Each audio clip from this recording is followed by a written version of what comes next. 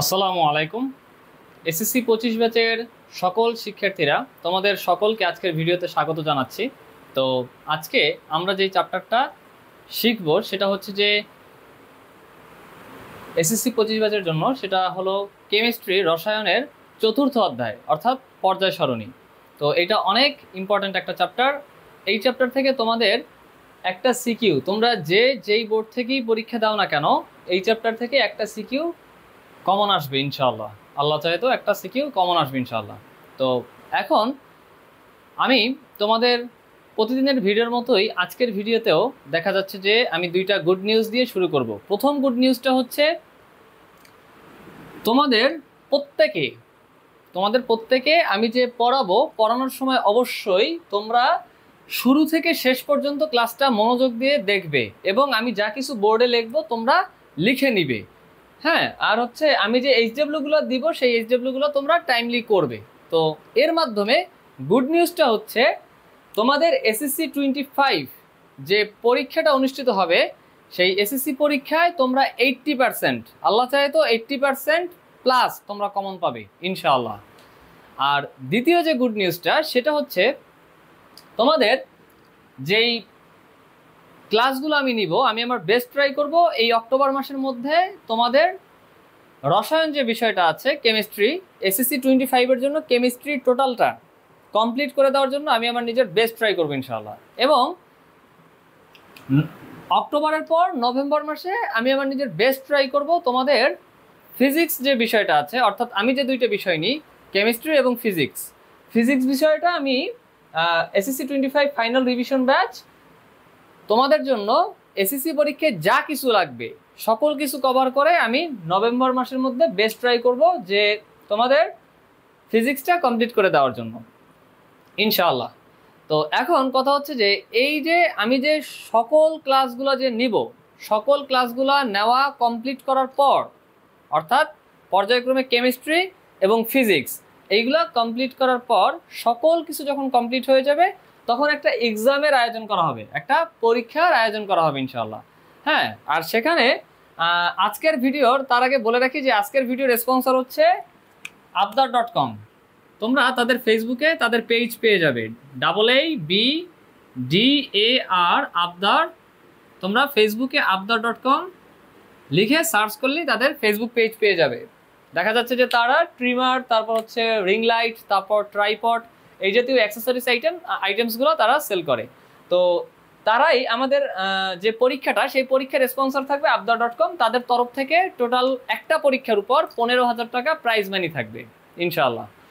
আর সেটা সম্পূর্ণ মেধা তালিকা বা মেরিটের ভিত্তিতে হবে, অর্থাৎ যে প্রথম স্থান অধিকার করবে তার জন্য থাকবে হচ্ছে 5,000 টাকা প্রাইজ মানি, যে দ্বিতীয় মেরিট বা পজিশন অর্জন করবে তার জন্য থাকবে 3,000 টাকা প্রাইজ মানি, যে তৃতীয় স্থান অর্জন করবে তার জন্য থাকবে 2,000 টাকা প্রাইজ মানি, এবং চতুর্থ এবং পঞ্চম যে পজিশন বা স্থান অধিকার করবে তাদের জন্য থাকবে হচ্ছে 1,000 টাকা করে প্রাইজ মানি, ষষ্ঠ এবং সপ্তমের জন্য থাকবে 750 টাকা করে প্রাইজ মানি, এবং অষ্টম, নবম ও দশম এই তিনটা মেরিট বা পজিশনের জন্য থাকবে 500 টাকা করে প্রাইজ মানি। এই একটা পরীক্ষার উপর টোটাল 15,000 টাকার প্রাইজ মানি থাকবে। তো এই দুইটা হচ্ছে তোমাদের জন্য গুড নিউজ। তো অনেক কিছু বলে ফেললাম, এবার আমরা ক্লাসে চলে যাব। ওকে, তো ক্লাসে চলে যাওয়ার আগে আমি একবার চেক করে নিই যে সকল কিছু ক্লিয়ারভাবে বোঝা যাচ্ছে কিনা। হ্যাঁ, সকল কিছু ক্লিয়ার আছে। তো এখন প্রতিদিনের ন্যায় আজকেও আমরা প্রথমে যে কাজটা করব সেটা হচ্ছে পর্যায় সারণীর একদম এসেনশিয়াল বেসিক বা যে কনসেপ্টগুলো আছে, আমি যখন তোমাদের কোচিংয়ে ক্লাস নিই তখনও আমি দেখেছি যে অনেক স্টুডেন্টেরই আসলে বেসিকে ঝামেলা থাকে। কিন্তু খুশির বিষয় বা আনন্দের বিষয় এইটা যে তোমরা আমি যে ক্লাসগুলো করাবো এই ক্লাসগুলো তোমরা মন দিয়ে করবে, যা কিছু লেখাবো দ্রুত লিখে নিবে এবং টাইমলি এইচডব্লিউ করবে। তোমাদের বেসিকে কোনো ধরনের এসেনশিয়াল বেসিক বা কনসেপ্টে কোনো ধরনের প্রবলেম থাকবে না ইনশাআল্লাহ। তোমাদের কোশ্চেন বোর্ডে যেভাবেই ঘুরাই দেখ না কেন তোমরা আনসার করতে পারবে ইনশাআল্লাহ। তো এখন আমি ক্লাসে চলে যাচ্ছি। তো প্রথমেই যে বিষয়টা করতে হবে সেটা হচ্ছে যে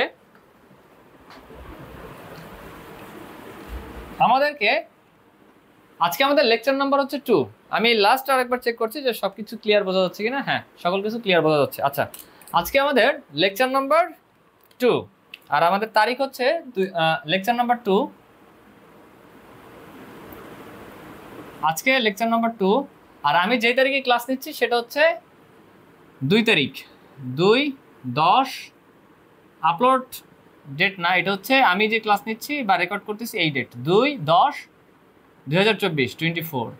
আচ্ছা, তোমাদের এইচএসসি এক্সাম তোমাদের এসএসসি এক্সাম বলা হয়েছে যে ফেব্রুয়ারির প্রথম সপ্তাহে, এখন পর্যন্ত পাওয়া যায় অথেন্টিক নিউজ।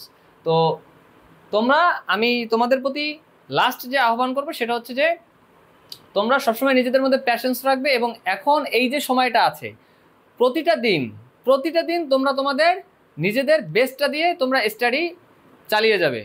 হ্যাঁ, প্রতিটা দিনকে কাজে লাগাবে, তাহলেই তোমরা প্রত্যেকে এসএসসি এক্সামে ভালো ফলাফল করতে পারবে ইনশাআল্লাহ। ওকে, তো দেখো প্রথমেই আমাদের আজকের ক্লাস শুরু করার আগে যে কাজটা করতে হবে সেটা হচ্ছে যে আমাদেরকে পর্যায় সারণী সম্পর্কে একটু ধারণা নিতে হবে। ঠিক আছে, তো আমরা চলো ধারণা নেই। আমরা জানি যে পর্যায় সারণীতে মোট 7টা পর্যায়, দেখো এভাবে যেগুলো যায় সেগুলো হচ্ছে পর্যায়, 7টা পর্যায়। এবং এই যে খাড়া বা স্তম্ভ আকৃতির যেগুলা এভাবে যেগুলো আসে সেগুলো হচ্ছে গ্রুপ। তো আমরা সবাই জানি যে পর্যায় সারণীতে মোট 7টা পর্যায় এবং 18টা গ্রুপ আছে আধুনিক পর্যায় সারণীর। তো সেখান থেকে আমাদেরকে 118টা যে, এবং এখন পর্যন্ত আমরা জানি যে 118টা মৌল আছে। ঠিক আছে, তো এগুলো নিয়ে দেখা যাচ্ছে যে আমাদেরকে এই 118টা মৌলই মনে রাখতে হবে না, আমাদের জাস্ট প্রথম 30টা মৌল মনে রাখতে পারলেই যথেষ্ট।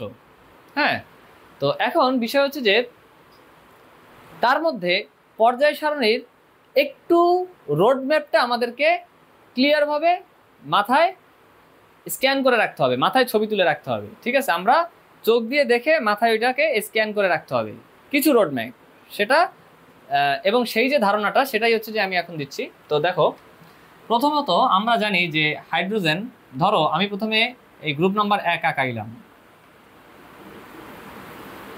ধরো এটা হচ্ছে গ্রুপ নাম্বার 1। হ্যাঁ, গ্রুপ নাম্বার 1, এটা হচ্ছে গ্রুপ নাম্বার 1। ওকে, তো এখানে ধরো 7টা পর্যায় আছে, 1টা 2টা 3টা 4টা 5টা 6টা 7টা। ওকে, আর দেখো তোমার সেটা হচ্ছে এর পাশে যে ধরো আমি এটা, আচ্ছা এখানে আমি লিখি এইটা হচ্ছে 1 নম্বর পর্যায়, মানে এই দিক বরাবর যে চলে গেছে 1 নম্বর পর্যায়ে, এই দিক বরাবর যারা চলে গেছে এরা হচ্ছে 2 নম্বর পর্যায়ে, এই দিক বরাবর যারা চলে গেছে এরা হলো 3 নম্বর পর্যায়ে। ঠিক আছে, তো এরকম 7টা পর্যায়, 2টা 3টা 4টা 5টা 6টা 7টা। আর এইরকম খাড়া যারা আছে, স্তম্ভ আকৃতির খাড়া যারা আছে এরা হচ্ছে গ্রুপ, 1টা 2টা 3টা 4টা 5টা 6টা এইভাবে 18টা। ওকে, তো আমাদের এই গ্রুপে 1-এর যারা আছে এদেরকে মনে রাখা লাগবে, আর এই যে 2-এ যারা আছে এদেরকেও মনে রাখা লাগবে, মানে পর্যায় সারণীর ভিত্তিতে মনে রাখা লাগবে। ঠিক আছে, এই জন্য এইটা তোমরা মাথায় ছবি মানে চোখ দিয়ে একদম মনোযোগ সহকারে দেখে এটা একদম ব্রেইন স্ক্যান করে নিবে। ওকে, দেখো তো এখন পাশেই আমরা ধরো 2 নাম্বার আঁকাইলাম, মানে 2 নাম্বার যে গ্রুপ আছে তাকে আঁকাইলাম। ঠিক আছে, তো ধরো এই হচ্ছে তোমার 2 নাম্বার গ্রুপ। ওকে, 1টা 2টা, এই দেখো 2 নাম্বার পর্যায়ে চলে গেছে, 3 নাম্বার পর্যায়ে চলে গেছে, 4 নাম্বার পর্যায়ে চলে গেছে। ঠিক আছে, তো এখন তোমার হচ্ছে 5 নাম্বার 6 নাম্বার 7 নাম্বার পর্যায়ে চলে গেছে। ওকে, ঠিক আছে, এখন কথা হচ্ছে যে একটু নিচে হয়েই ধরো আমি এগুলো ডট ডট ডট দিয়ে লিখতেছি, কারণ এগুলো আমাদের মেজরিটি টাইম লাগে না। ঠিক আছে, dot dot dot dot dot dot dot, ধরো এইভাবে ডট ডট দিয়ে রাখলাম। তো এইখান থেকে চলে গেছে কারা, 3 থেকে 12, 3 থেকে 12 নম্বর যারা আছে এরা মনে করো যে এইরকম চলে গেছে, বুঝছো? তো এগুলো হচ্ছে আমাদের তেমন একটা পরীক্ষার জন্য কাজে লাগে না। ঠিক আছে, 3 থেকে 12-র মধ্যে আছে এরা, একটু নিচে পর্যায় সারণীতে দেখবা যে একটু নিচু হয়েই মনে করো যে এরা এইভাবে চলে গেছে, কারা 3 থেকে 12। ওকে, ঠিক আছে, তো এখন কিন্তু তোমাদের 13 থেকে আবার কাজে লাগবে, 13 থেকে আবার ঠিক এই 2 নাম্বারের সোজাসুজি একদম 2 নাম্বার পর্যায়ের সমান্তরালে 13 থেকে চলে আসবে। তাহলে আমি সমান্তরাল করে নেই, ধরো এই বরাবর নিলাম, হ্যাঁ ধরো এই সোজাসুজি নিয়ে আসলাম, ধরো এই সেম নিচে চলে আসবে। এটা হচ্ছে কত, 13 নাম্বার। 13 নাম্বারটা ঠিক 2 নাম্বারের সমান্তরালে থাকবে, আর মাঝখানের এই 1 নিয়ে নিবে হচ্ছে এই হাইড্রোজেনের সোজাসুজি হিলিয়াম নিয়ে নেয়, আমরা এটা দেখবো, সমস্যা নেই। তো দেখো এখন যে বিষয়টা হচ্ছে সেটা হচ্ছে এইটা হচ্ছে কত, 13। আচ্ছা ওটা আমরা পরে ঠিক করবো না, সমস্যা নেই। এটা হচ্ছে, আচ্ছা তোমরা সবাই কিন্তু আমার সাথে সাথে লিখে নিবে, খাতা কলম নিয়ে বসো এবং হচ্ছে লিখে নিবে, আমি যা কিছু লেখাবো দ্রুত লিখে নিবে, এবং যা কিছু পড়াবো মনোযোগ সহকারে দেখবে, দ্রুত লিখে নিবে এবং একদম মনোযোগ সহকারে ভালোভাবে বুঝবে, আর যা কিছু এইচডব্লিউ দেবো সেগুলো টাইমলি করবে, ঠিক আছে? তাহলে আমি যেটা বলছি যে 80% কমনের কথা, সেটা তোমরা ইনশাআল্লাহ, আল্লাহ চাহে তো তোমরা 80% প্লাস কমন পাবে ইনশাআল্লাহ। ওকে, তো দেখো, তো এইটা হচ্ছে কত, 13 নাম্বার। 13 নাম্বার ঠিক 2 নাম্বারের সমান্তরালে থাকবে। ওকে, দেন এইটা ধরো তোমার 14 নাম্বার, দেন এইটা ধরো তোমার 15 নাম্বার। ওকে, এইটা হচ্ছে কত, 15। তারপর ধরো এইটা হচ্ছে 16। আচ্ছা, আমি ডেটটা মুছে দিই, এটা তো লাগতেছে না। হ্যাঁ, আর একবার দেখতেছি যে সব ঠিক আছে কিনা। হ্যাঁ হ্যাঁ, সকল কিছুই ঠিক আছে। ওকে, আমি ডেটটা মুছে দিচ্ছি। 16, তারপর হচ্ছে যে দেখো, হ্যাঁ, তো এখন খেয়াল করো, 16-র পর তোমার হচ্ছে চলে আসলো, এইটা হচ্ছে 16, দেন ধরো এইটা হচ্ছে তোমার 17, আর মজার ব্যাপার হলো 18 নম্বর যে আছে, এ আবার একের সমান্তরাল হয়ে তোমার মনে করো যে এইভাবেই হয়ে যাবে, মানে একের যে সমান্তরাল, দেখো একদম একের সমান্তরালে চলে আসছে, মানে একটা ঘর বেড়ে গেছে। তো এটা হচ্ছে 18 নম্বর গ্রুপ। দেখো 1 2 3 4 5 6 7 8 9 10 11 12 13, 13 হচ্ছে 2 এর সমান্তরালে, 13 14 15 16 17, দেন 18 আবার একের সমান্তরালে। ঠিক আছে, এই ম্যাপটুকু আমাদের একটু মনে রাখতে হবে, মানে এই ম্যাপটুকু আমাদেরকে একদম মানে মনোযোগ সহকারে দেখে আমাদের ব্রেইনে স্ক্যান করে নিতে হবে। হ্যাঁ, ইনশাআল্লাহ। তো দেখো, বিষয় হচ্ছে, তা আমরা একদম সমান সমান করে এগুলোই করি। 18টারে এই করলাম, দেন ধরো এইটার সমান্তরাল করে আমরা একটা নিলাম, দেন এইটার সমান্তরাল করে আমরা দুইটা নিলাম, দেন এইটার সমান্তরাল করে আমরা একটা দুইটা, হ্যাঁ এটার সমান্তরাল করে আমরা তিনটা নিলাম, দেন তোমার হচ্ছে কয়টা, একটা একটা দুইটা তিনটা। ওকে, দেন এটার সমান্তরাল করে আমরা চারটা নিলাম, এইটার সমান্তরাল করে আমরা পাঁচটা নিলাম, আর 6 নম্বরটা একটু বড়ই থাক, সমস্যা নেই। তাহলে এখানে কয়টা হলো, একটা দুইটা তিনটা চারটা পাঁচটা ছয়টা, আবার এগুলো তো একটা দুইটা তিনটা চারটা পাঁচটা ছয়টা। ওকে, এখন দেখো ভয় পাওয়ার কোনো কারণ নাই, জাস্ট প্রথম এরকম প্রথম 3-4টা মনে রাখতে হয়, এই 13 14 15 16 17 18 থেকে এরকম ম্যাপটা, রোড ম্যাপটা বুঝে জাস্ট উপরের 3-4টা মনে রাখতে হয়, এই নিচের যে 2-3টা থাকে ওগুলো মনে না রাখলেও হয়, ওগুলো আমি সব দেখিয়ে দিব। ঠিক আছে, তাহলে দেখো প্রথমে আমরা 1 নাম্বার গ্রুপ থেকে আসি। তাহলে আমরা জানি কি, ওই যে আমরা পড়ছিলাম ছোটবেলায় যে হাই লিনাকে রুবি সেচে ফেলেছে, তাহলে কি হয়, হাইড্রোজেন লিথিয়াম হাই লিনাকে মানে সোডিয়াম, এরপর কে দিয়ে পটাশিয়াম, হাই লিনাকে রুবি। এটা কিন্তু কোনো সাইন্টিফিক ব্যাপার না, এটা হচ্ছে মনে রাখার জন্য একটা মানে ছন্দ দিয়ে আমরা মনে রাখছিলাম। তা হাই লিনাকে রুবি সেচে মানে সিজিয়াম ফেলেছে মানে ফ্রান্সিয়াম। ঠিক আছে, hydrogen lithium sodium potassium rubidium caesium francium. Okay, then আমরা 2 নাম্বার গ্রুপের জন্য কি মনে রাখছিলাম, যে বিরিয়ানি মোগলাই কাবাব সরিয়ে বাটিতে রাখো। ঠিক আছে, অর্থাৎ বেরিলিয়াম মোগলাই, বিরিয়ানি মোগলাই অর্থাৎ মোগলাই দিয়ে এমজি মানে ম্যাগনেসিয়াম, কাবাব দিয়ে হচ্ছে ক্যালসিয়াম, সরিয়ে দিয়ে হচ্ছে স্ট্রনসিয়াম। বিরিয়ানি মোগলাই কাবাব সরিয়ে বাটিতে দিয়ে হচ্ছে বেরিয়াম। হ্যাঁ, বাটিতে রাখো দিয়ে হচ্ছে রেডিয়াম। ওকে, তো এখন তাহলে দেখো এইগুলা কি, আমরা জানি যে এগুলো ধাতু, কেন ধাতু সেটাও আমি বুঝিয়ে বলবো, সমস্যা নাই। তোমরা জাস্ট এগুলো লিখতে থাকো আর মনোযোগ দিয়ে শুনতে, মানে এগুলো দ্রুত লিখবা আর মনোযোগ দিয়ে শুনতে থাকবে যে আমি কি বলি। ঠিক আছে, ওকে, ক্লাসটা মনোযোগ সহকারে করবো ইনশাআল্লাহ। তো এবং একটু নিচে হয়েই দেখবে যে 3 থেকে 12 এরকম dot dot dot dot dot এরকম চলে গেছে। এরপর আবার 2 নাম্বার যে পর্যায়টা আছে এর সমান্তরালে 13 14 15 16 17 চলে গেছে, আর 18টা আবার একের সমান্তরালে চলে গেছে।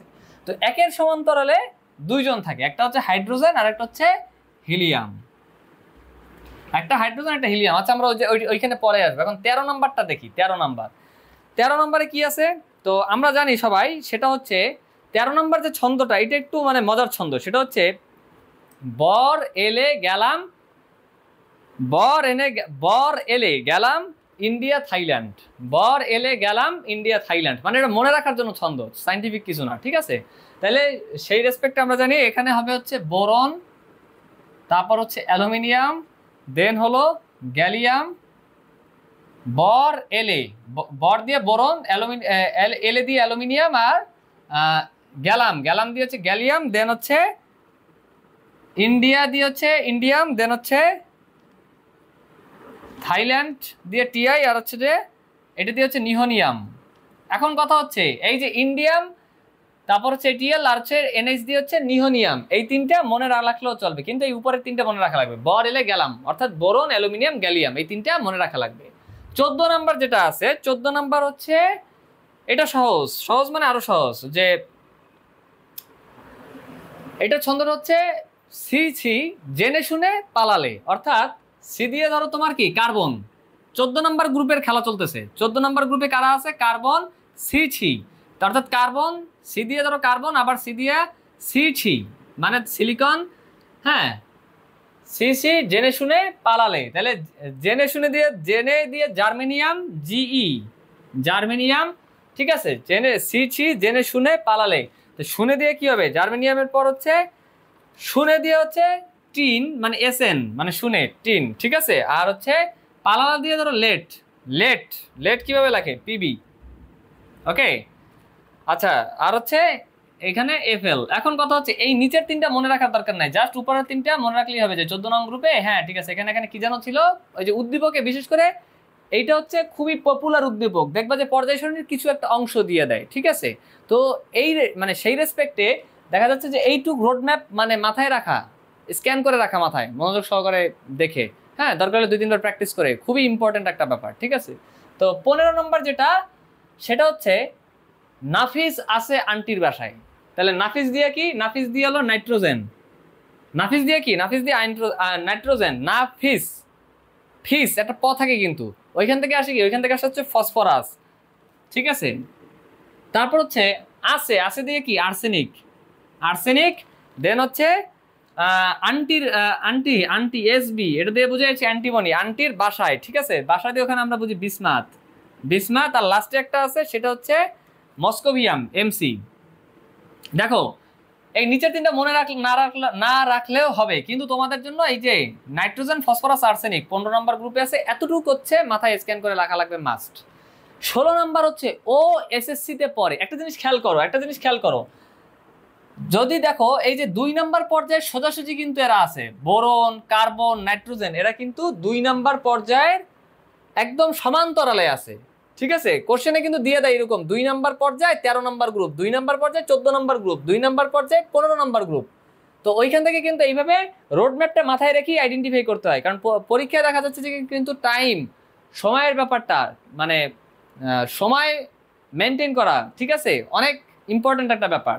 তো দেখো 16 নাম্বার হচ্ছে ও এসএসসি তে পড়ে, ও এসএসসি তে পড়ে, তাহলে ও দিয়ে অক্সিজেন, তাহলে অক্সিজেনের কথা যদি বলা হয় তাহলে রোড ম্যাপটা আমাদের মাথায় আছে, সেটা কি, যে একদম প্রথম যে শুরু হয়েছে, মনোযোগ দাও, মনোযোগ দাও, গভীর মনোযোগ দাও, প্রথম যে শুরু হয়েছে মানে এই যে 13, 14, 15, 16, 17 পর্যন্ত, এরা কিন্তু একদম 2 নাম্বার পর্যায়ের সমান্তরালে আছে। তাহলে যদি বলে 2 নাম্বার পর্যায়ে 15 নাম্বার গ্রুপ, এখানে এই যে দেখো সেটা হচ্ছে নাইট্রোজেন, আবার ভুলে কিন্তু আবার ওই যে 1 নাম্বার পর্যায়ে 15 নাম্বার গ্রুপ কিন্তু বুঝবা না, একদম 2 নাম্বারের সমান্তরালে আছে 15। তাহলে যদি বলে 2 নাম্বার পর্যায়ে 15 নম্বর গ্রুপ, তাহলে নাইট্রোজেন। যদি বলে 3 নাম্বার পর্যায়ে 15 নম্বর গ্রুপ, তাহলে হচ্ছে ফসফরাস, ঠিক আছে। আবার যদি বলে যে 2 নাম্বার পর্যায়ে 14 নং গ্রুপ, তখন কি হবে, এই যে দেখো 2 নাম্বারের সোজাসুজি বুঝবো যে হ্যাঁ ঠিক আছে 2 নাম্বার পর্যায়ে, ঠিক আছে 14 নং গ্রুপ, তাহলে থাকবে হচ্ছে কার্বন। কিন্তু যদি বলে 3 নাম্বার পর্যায়ে 14 নং গ্রুপ, তখন দেখো 3 নাম্বার পর্যায়ে 14 নং গ্রুপে কে থাকবে, সিলিকন থাকবে, ঠিক আছে। তো এই ব্যাপারটা মাথায় রাখা লাগবে আমাদের।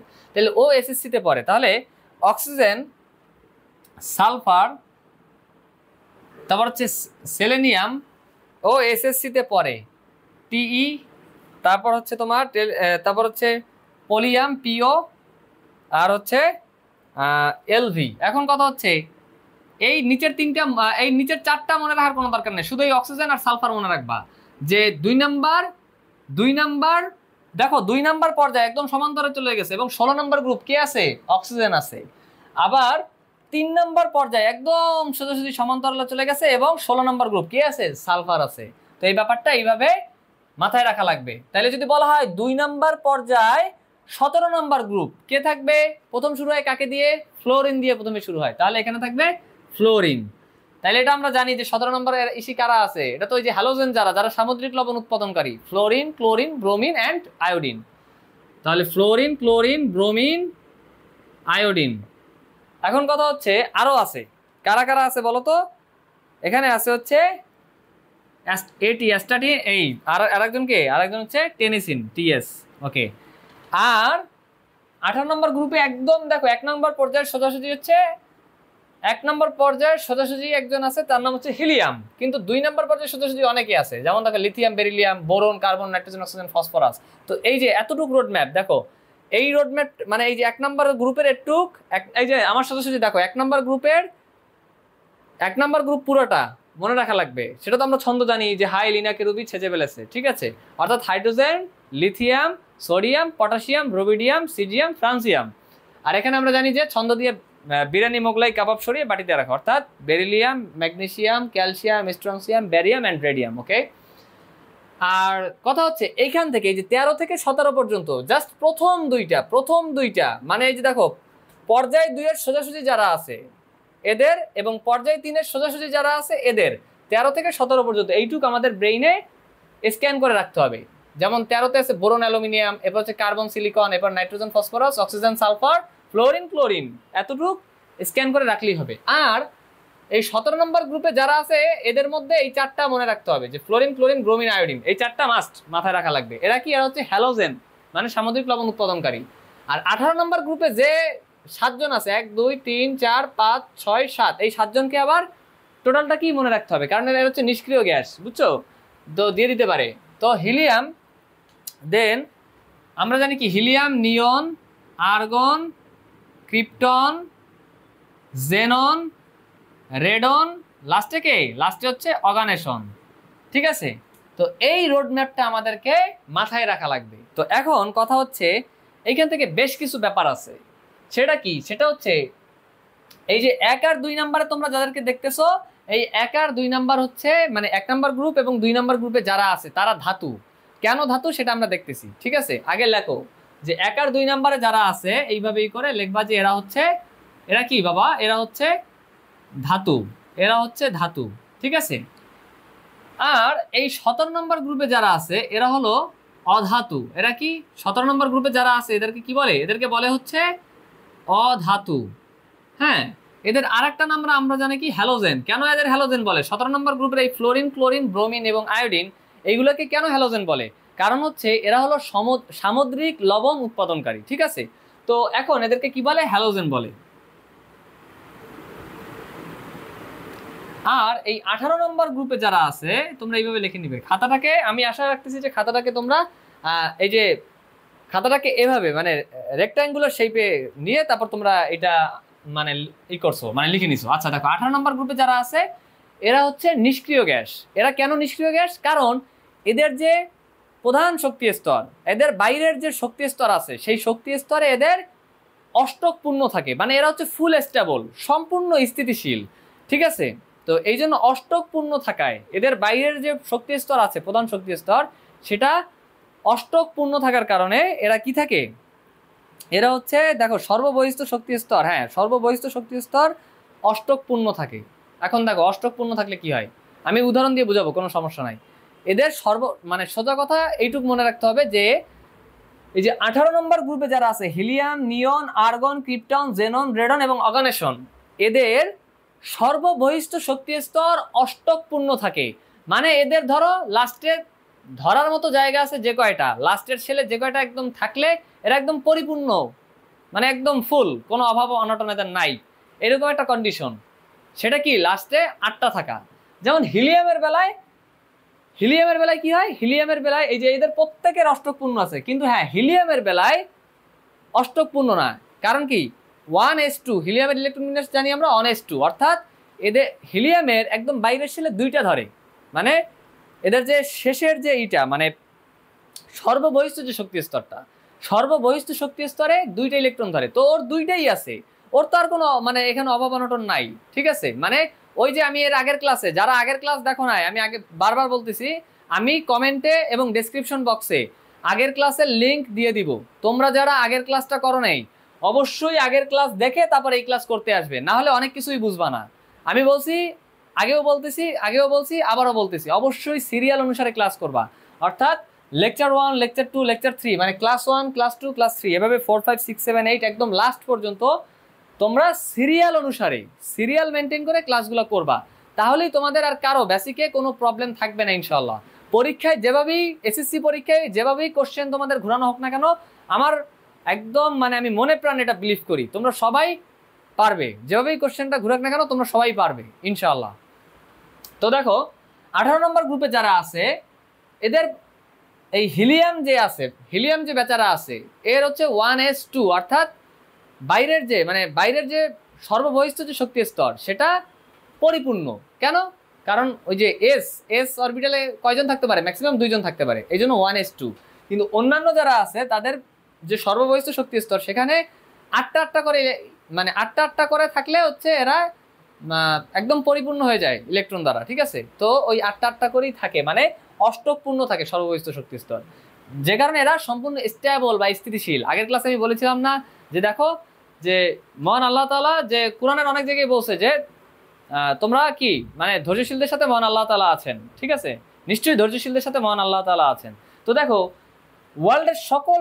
ওয়ার্ল্ডের সকল মানে তোমার ম্যাটার পদার্থ এরা প্রত্যেকেই আসলে স্টেবল বা স্থিতিশীল হতে চায়, প্রত্যেকেই স্টেবল বা স্থিতিশীল হতে চায়। তাহলে এটা এখান থেকে আমরা এখান থেকে কিন্তু খুব ভালোভাবেই মানে একটা ব্যাপার বুঝি, সেটা কি? সেটা হচ্ছে এই যে প্রকৃতি বলো বা যাই বলো না কেন তুমি, এটাও মহান আল্লাহ তাআলার তৈরি করাই একটা সিস্টেম। ওকে, তো এখন বিষয় হচ্ছে দেখো তাহলে এরা একদম স্টেবল। তো এদের মধ্যে থেকে এরা রাসায়নিক বিক্রিয়া করার সময় দেখা গেছে যে কেউ একজন ইলেকট্রন গ্রহণ করে, কেউ একজন ত্যাগ করে বা শেয়ার করে, যেরকমই করুক না কেন সবাই চায় এই নিষ্ক্রিয় গ্যাসের ইলেকট্রন বিন্যাসের মতো অনুরূপ ইলেকট্রন বিন্যাস অর্জন করতে, অর্থাৎ অষ্টক পূরণ করতে বা স্টেবল হইতে বা সুস্থিতিশীল হইতে। ওই যে আমি কি বলছিলাম, প্যাশেন্স বা ধৈর্যশীলতা, মানে স্টেবিলিটি, প্যাশেন্স। তো এরা দেখো প্রত্যেকটা ম্যাটারই দেখবা যে পরবর্তীতে যখন রাসায়নিক বন্ধন আমি পড়াবো মানে 5 নম্বর চ্যাপ্টার, তখন এই ব্যাপারগুলো একদম ক্রিস্টাল ক্লিয়ার হয়ে যাবে ইনশাআল্লাহ। তো আমি আগেই বলে রাখতেছি, দেখবা যে সবকিছুই দেখবা যে হইতে চায়, মানে স্টেবল হইতে চায়, সুস্থিতিশীল হইতে চায়, প্যাশেন্স মানে ধৈর্যশীল হইতে চায়। কথা বুঝছো? কিন্তু আমরা অনেকেই দেখা যাচ্ছে যে অধৈর্যশীল, কারণ মনে করো যে আমাদেরকে মানে মহান আল্লাহ তাআলা ফ্রিডম অফ চয়েস দিছে, আমরা করতে পারি, মানে সিদ্ধান্ত নিতে পারি, নিজেদের ইচ্ছা মতো একটা কাজ করতে পারি। এই জন্য আমরা দেখা যাচ্ছে অনেকেই আনস্টেবল, মানে অস্থির, বা হচ্ছে দেখা যাচ্ছে যে আমরা স্থির বা সুস্থিতিশীল বা স্টেবল না। তো আমাদের সকলকে কি থাকতে হবে? স্টেবল বা প্যাশেন্স রাখতে হবে, ঠিক আছে? প্যাশেন্স মানে হচ্ছে আবার না ওই যে লেজিনেস না, এই দুইটা বিপরীত জিনিস। প্যাশেন্স মানে হলো তোমার ধরো, মানে আমি যেভাবে জিনিসটাকে ডিফাইন করি, ঠিক আছে, I could be wrong, but আমি সহজভাবে বলতেছি, সেটা হচ্ছে কে কি করতেছে, কে কত আগে আছে, কার বই শেষ হয়েছে না হয়েছে, এগুলো না দেখে, মানে অন্য কারোর প্রতি অন্য কোনো দিকে ডিস্ট্র্যাক্টেড না হয়ে নিজের মতো করে নিজের মধ্যে প্যাশেন্স বা ধৈর্য রেখে নিজের মতো করে ধুমায় আগায় যাওয়ার নামই হচ্ছে প্যাশেন্স। ওকে, অর্থাৎ ডিস্ট্র্যাক্টেড হওয়া যাবে না, কে কত আগায় গেছে এটা দেখে হতাশ হওয়া যাবে না, ঠিক আছে? মনে প্রাণে বিলিভ রাখতে হবে যে আমি প্রতিটা দিনকে কাজে লাগাবো এবং আমি এর মাধ্যমে ভালো করব ইনশাআল্লাহ, ঠিক আছে? আল্লাহ চাইতো আমি ভালো করবো ইনশাআল্লাহ। ওকে, তো দেখো, তো আমরা এই ব্যাপারগুলো বুঝলাম। 18 নম্বরে এখানে কারা আছে? এখানে আছে হচ্ছে নিষ্ক্রিয় গ্যাস।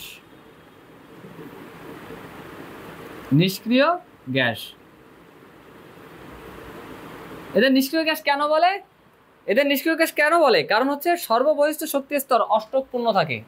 কারণ কি? আমার জায়গা নাই, তোমরা একটু পাশে এইভাবে ব্র্যাকেটে লিখে নিবে, সর্ববহিষ্ঠ শক্তি স্তর। সর্ববহিষ্ঠ মানে সবার বাইরে, বুঝছো? সর্ববহিষ্ঠ আমি একবার চেক করে নিচ্ছি যে সব ক্লিয়ার দেখা যাচ্ছে কিনা। হ্যাঁ, সকল কিছু ক্লিয়ার দেখা যাচ্ছে। তো এখান থেকে যে ব্যাপারটা লিখতে হবে সেটা হচ্ছে সর্ববহিষ্ঠ শক্তি স্তর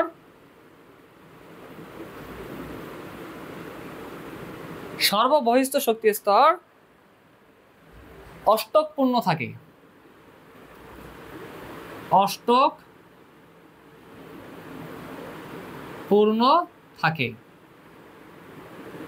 ওকে, তো এটা আমাদের লেখা কমপ্লিট। এখন বিষয় হচ্ছে আমি দুইটা লিখবো, মানে আচ্ছা, এখন বিষয় হচ্ছে যে আমি দুইটা সংজ্ঞা লিখবো, আমার সাথে সাথে লিখে নিতে হবে। হ্যাঁ, আমি শেষবারের মতো একবার চেক করতেছি যে হ্যাঁ সকল কিছু ঠিক আছে। ওকে, তো আমি দুইটা সংজ্ঞা লিখবো, সংজ্ঞা দুইটা তোমরা আমার সাথে সাথে লিখে নিবে, ঠিক আছে? একটা হচ্ছে ধাতু আর একটা হলো অধাতু, ঠিক আছে? তো এখন দেখো আমি এখানে লিখলাম যে ধাতু। আচ্ছা তোমরা একটা কাজ করো, ধাতু আর অধাতু এই দুইটা আমি ধরো সংজ্ঞা এখানে লিখে দিচ্ছি, কিন্তু আমরা সেই ছোটবেলা থেকে পড়ে আসতেছি অপধাতু, মানে অপধাতু বা অর্ধধাতু। এটা আছে হচ্ছে বা এটাকে বলা হয় মেটালয়েড। মেটালয়েড আছে 6টা। এই 6টা মেটালয়েডের নাম কারা কারা জানো? এইটা ভিডিওটা একবার পজ করে কমেন্ট সেকশনে লিখে দাও, দেখি তোমাদের মানে তোমরা কতটুকু আল্লাহর রহমতে আগে আছো পড়ালেখায়। এইটা আমি এই কমেন্ট দেখেই তোমাদের বুঝতে পারবো ইনশাআল্লাহ। তো তোমরা করবা কি, ভিডিওটা পজ করে ওই যে 6টা অপধাতু আছে বা মেটালয়েড আছে এটা কমেন্টে তোমরা লিখে আমাকে জানিয়ে দাও, ঠিক আছে? আর হচ্ছে এরপর যে কাজটা করবে, এরপর ভিডিওটা পুনরায় প্লে করে দেখতে থাকবে, হ্যাঁ, শেষ পর্যন্ত ইনশাআল্লাহ। ওকে, ঠিক আছে। তাহলে দেখো ধাতু, তাহলে ধাতুর সঙ্গে আমরা কি জানি, যে সকল মৌল এক বা একাধিক ইলেকট্রন ত্যাগ করে ধনাত্মক আয়নে পরিণত হয় তাদের ধাতু বলে। তো আমি লিখে দিচ্ছি, যে সকল মৌল এক বা একাধিক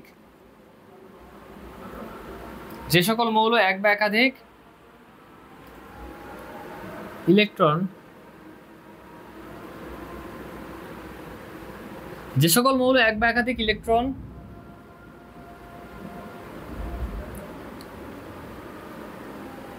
ত্যাগ করে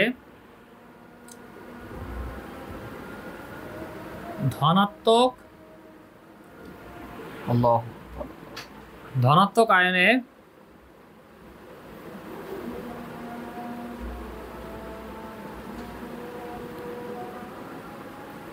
পরিণত হয় তাদের কি বলে? তাদের ধাতু বলে।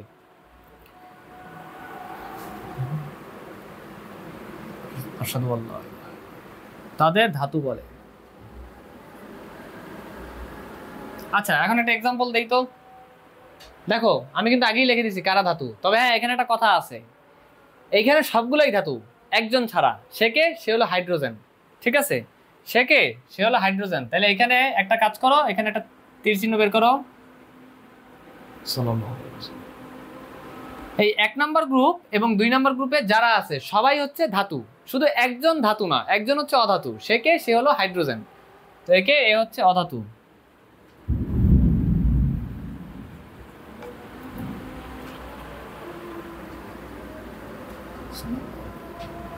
আচ্ছা এক্সাম্পলটা কি হবে দেখো তো। এক্সাম্পলটা হবে হচ্ছে যেমন এখান থেকে যে কোনো একজনটা আমি নিলি, তো এই যে হাইড্রোজেন ব্যতীত এই যে যারা আছে এই প্রত্যেকটাই তো ধাতু, ঠিক না? একজনটা নিলি তো হয়ে যায় উদাহরণের জন্য। কিন্তু কারে নিলাম? সোডিয়াম রে নেই।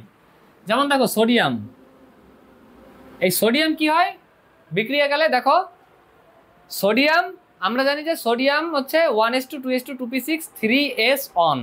এখন এই যে একটা ইলেকট্রন সর্ববহিষ্ঠ স্তরে আছে, সর্ববহিষ্ঠ শক্তি স্তরে আছে ইলেকট্রন বিন্যাসের। তো এই একটা ইলেকট্রন বিক্রিয়াকালে কি হয়? সোডিয়াম ত্যাগ করে ধনাত্মক আয়নে পরিণত হয়। এখন দেখো তাহলে এইটাকে বোঝানোর জন্য এইভাবে লেখা হয়, সোডিয়াম একটা ইলেকট্রন ত্যাগ করে ধনাত্মক আয়নে পরিণত হয়েছে। সোডিয়াম একটা ইলেকট্রন ত্যাগ করে কি আয়নে পরিণত হয়েছে? ধনাত্মক আয়ন, সোডিয়াম প্লাস এ পরিণত হয়েছে। তাইলে এইখানে তাইলে ইলেকট্রন তাইলে তখন কয়টা হবে? ছিল 1s2 2s2 2p6 3s on. এখন ওই যে 3s অন যে আছে এই ব্যাটার লাস্টের শেলে একটা ইলেকট্রন আছে, এখন ও কি করলো? একটা ইলেকট্রন ত্যাগ করে দিল। তাইলে হয়ে গেল কি 1s2 2s2 2p6। দেখো তাইলে 1s2 2s2 2p6, তাহলে 2s2 2p6 এখানে দেখো 2s2 মানে উপরে 2টা আর 2p6 এখানে 6টা, 6 আর 2 8টা। তার মানে কি হইলো? অষ্টক পূরণ হয়ে গেছে। তাহলে দেখছো সোডিয়াম এই মৌলটাও কি চায়? স্টেবল বা স্থিতিশীল হইতে চায়, যেটা একটু আগেই আমি বলছি। তাহলে এই অষ্টক পূরণ হওয়ার জন্য কি করছে? একটা ইলেকট্রন ত্যাগ করছে। যেহেতু একটা ইলেকট্রন ত্যাগ করে ধনাত্মক আয়নে পরিণত হয়েছে, তাইলে সোডিয়াম ধাতু। ঠিক একইভাবে বিক্রিয়াকালে পটাশিয়ামও ধনাত্মক আয়নে পরিণত হয়। তাহলে এই পটাশিয়ামও ধাতু, রুবিডিয়ামও ধনাত্মক আয়নে পরিণত হয় একটা ইলেকট্রন ছেড়ে, তাই এও ধাতু। আবার এই যে ক্যালসিয়াম কি করে? ক্যালসিয়াম ধরো 2টা ইলেকট্রন ছেড়ে দেয়, তাইলে ক্যালসিয়াম এও ধাতু, ঠিক ঠিক আছে? ওকে, তাহলে ধাতুর সংখ্যাটা লিখে নিছো আমি আশা করতেছি। এবার আমি অধাতুর সংখ্যাটা লিখবো। আমি একবার চেক করে নিই যে সব ঠিকঠাক দেখা যাচ্ছে কিনা। হ্যাঁ, ঠিক আছে।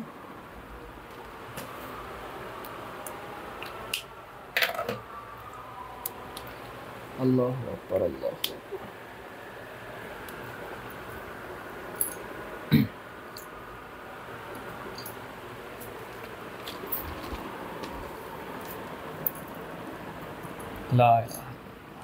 আচ্ছা, তোমরা যে কাজটা করবে, আমার জায়গা নাই দেখে এখানে লিখছি, তোমরা নিচে নিচে লিখে নিবে।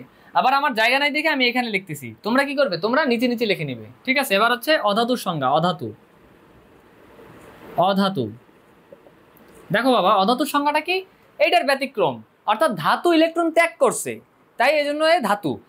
আর অধাতু কি করছে? অধাতু ইলেকট্রন গ্রহণ করছে।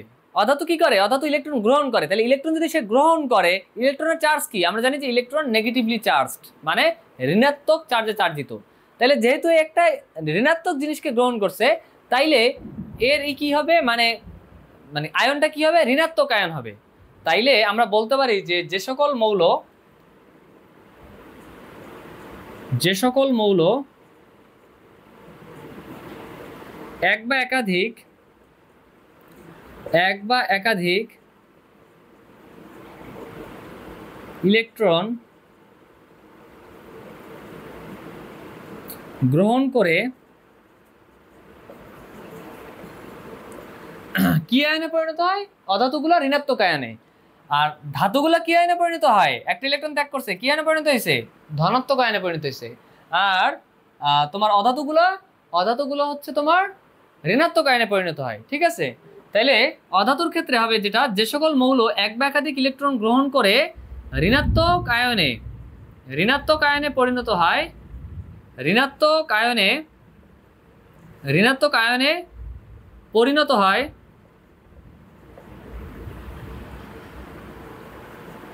তাদেরকে অধাতু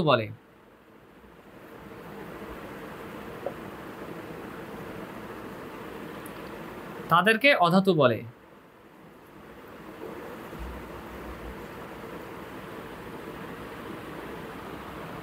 আচ্ছা দেখো, তো এখন বিষয় হচ্ছে আমরা একটা এক্সাম্পল নেই। অধাতু আমরা দেখছি যে, আচ্ছা অধাতু কিন্তু পর্যায়সারণীতে দেখা গেছে এই দিক দিয়েও অধাতু আছে, যেমন এই 16 নাম্বার গ্রুপেও কিন্তু অধাতু আছে, কথা বুঝছো? যেমন এই যে অক্সিজেন সালফারটা দেখতেছো না, এই দুইজন কিন্তু আবার অধাতু। কিন্তু এই জায়গায় আবার আছে, মানে একটু ঘাবলা আছে। এই জায়গায় ধরো অপধাতু আছে, বুঝছো? এই জায়গায় কি হয়, 16 নাম্বার গ্রুপে অপধাতু আছে, ধাতু আছে, আবার অধাতু আছে। যেমন অক্সিজেন সালফার হলো অধাতু, আবার এই যে এইখানে অপধাতু আছে, আবার এই যে লাস্টের দুইটা এরা হচ্ছে ধাতু। তো এই যে মিক্স করে দেওয়া, এই জন্য হচ্ছে আমি এখানে আলাদাভাবে লিখি নাই যে 16 নাম্বার গ্রুপের এরা কি ধাতু নাকি অপধাতু নাকি অধাতু, বুঝতে পারছো? তো এখন দেখো, তাহলে আমি একটা এক্সাম্পল দেই। যেমন এই যে 17 নম্বর গ্রুপে যারা আছে এরা সবাই কিন্তু অধাতু। তাইলে আমরা একটা অধাতু নেই। যেমন আমি নিলাম কাকে? ক্লোরিনকে নিলাম। আমাদের ধরো পছন্দ হলো ক্লোরিনকে নিয়ে নিলাম। তাহলে ক্লোরিন কি করবে বাবা? একটা ইলেকট্রন গ্রহণ করবে। ক্লোরিন প্লাস ইলেকট্রন মাইনাস, মানে বাম সাইডে রাখছে, এটা একটা ইলেকট্রন গ্রহণ করছে। তাই গ্রহণ করে কি ঋণাত্মক আয়নে পরিণত হবে, অর্থাৎ Cl মাইনাস, এটাই বলে ক্লোরাইড। ঠিক আছে? ক্লোরাইড আয়ন Cl মাইনাস আয়নে পরিণত হয়েছে, অর্থাৎ ঋণাত্মক আয়নে পরিণত ছিল ক্লোরিন, এখন পরিণত হয়েছে Cl মাইনাসে, অর্থাৎ ঋণাত্মক আয়নে।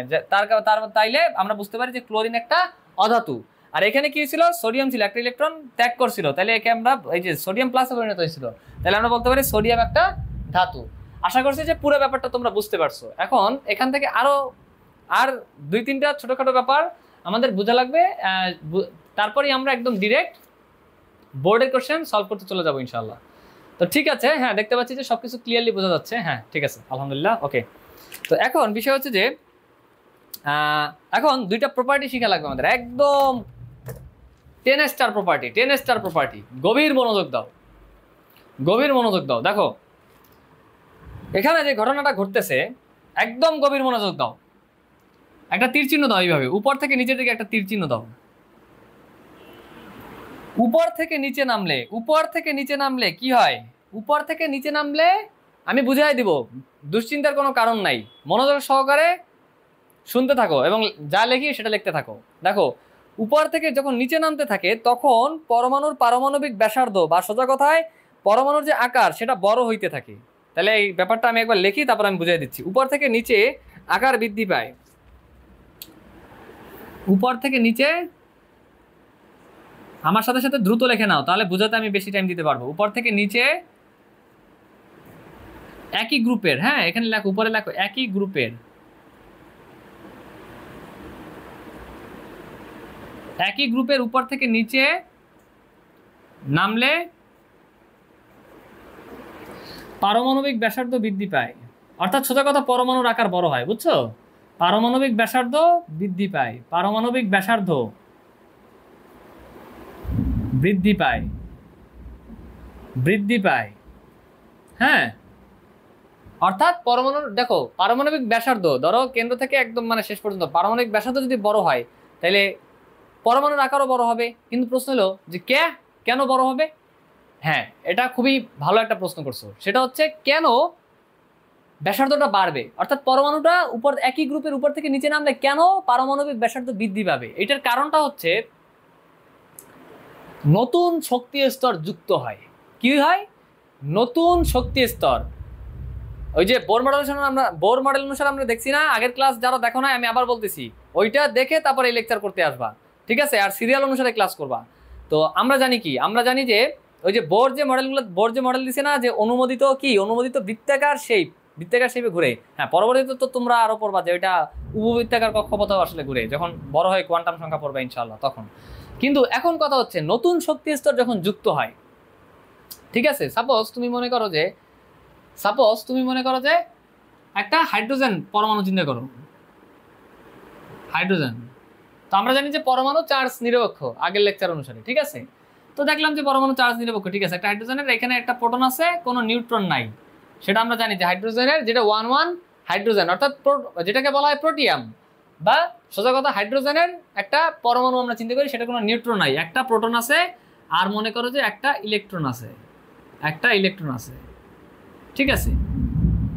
এখন আমি চিন্তা করলাম যে ধরো সাপোজ তুমি চিন্তা করো, আচ্ছা এটাকে না চিন্তা করে আমরা তো জানি যে নিউক্লিয়াস, আগের লেকচার অনুসারে আমরা জানি যে নিউক্লিয়াস ধনাত্মক চার্জ বিশিষ্ট। তো আমরা একটা ব্যাপার খেয়াল করি, আমরা ধরে নিলাম যে এটা কি, এটা হলো হিলিয়াম, এটা ধরো হিলিয়াম, এই যে হিলিয়াম পরমাণু ধরলাম যে 1s2, মানে দুইটা কি, দুইটা ইলেকট্রন আছে আর দুইটা প্রোটন আছে, ঠিক আছে? আর দুইটা নিউট্রন আছে। ভর সংখ্যা কত? ভর সংখ্যা 4, অর্থাৎ দুইটা প্রোটন। আগের লেকচার অনুসারে আমরা জানি যে ভর সংখ্যা ইকুয়ালস টু প্রোটন সংখ্যা প্লাস নিউট্রন সংখ্যা, অর্থাৎ দুইটা প্রোটন থাকবে নিউক্লিয়াসে এবং দুইটা নিউট্রন থাকবে, ঠিক আছে? তো সেইটাই আছে। এখন আমরা জানি যে নিউট্রন চার্জহীন বা চার্জ নিরপেক্ষ, ঠিক আছে? তো সেই মোতাবেক আমরা এখান থেকে বলতে পারি ইজিলি যে আমরা সেই মোতাবেক আমরা কি বলতে পারি?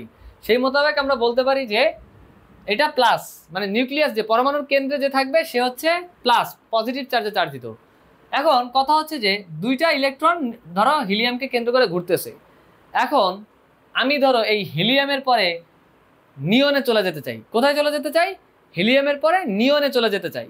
তাহলে হিলিয়ামের পরে নিয়নে যদি আমি চলে যেতে চাই তাহলে এইখানে কি করতে হবে? দেখো হিলিয়ামে ছিল কি, দেখো মনোযোগ দাও, হিলিয়ামে ছিল 1s2, ঠিক আছে? কিন্তু হিলিয়ামের পরে যখন আমরা নিয়নে চলে যেতে চাই, আমরা জানি যে নিয়নের পারমাণবিক সংখ্যা 10, আর আগের লেকচার অনুসারে আমরা জানি যে যে কয়টা প্রোটন থাকবে ঠিক সেই কয়টা ইলেকট্রন থাকবে, তার মানে ইলেকট্রন থাকবে 10টা।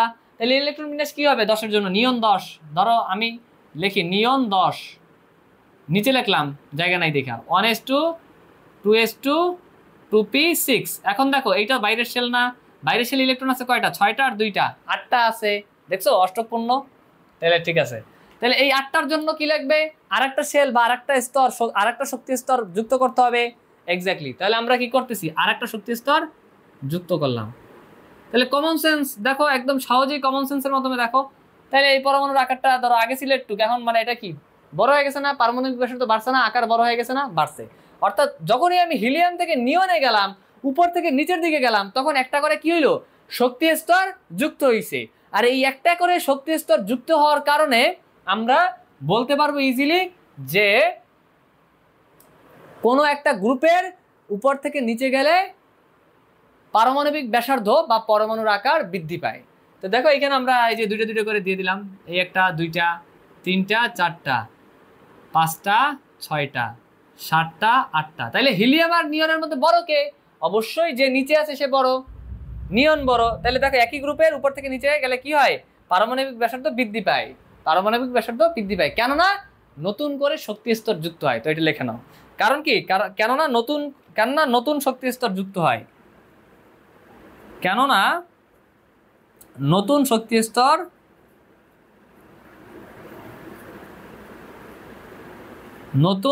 স্তর যুক্ত হয়। তো আমি আশা রাখতেছি যে এতটুকু তোমরা লিখে নিছো, ঠিক আছে? তো এখন কথা হচ্ছে, আমি এই উপরে এতটুকু আমি আশা রাখতেছি যে তোমরা লিখে নিছো এক্সাম্পল সহ। আমি এতটুকু মুছে দেবো। এখানে আরেকটা ব্যাপার লিখবো। আমি একবার দেখি যে হ্যাঁ সকল কিছু ক্লিয়ার আছে। হ্যাঁ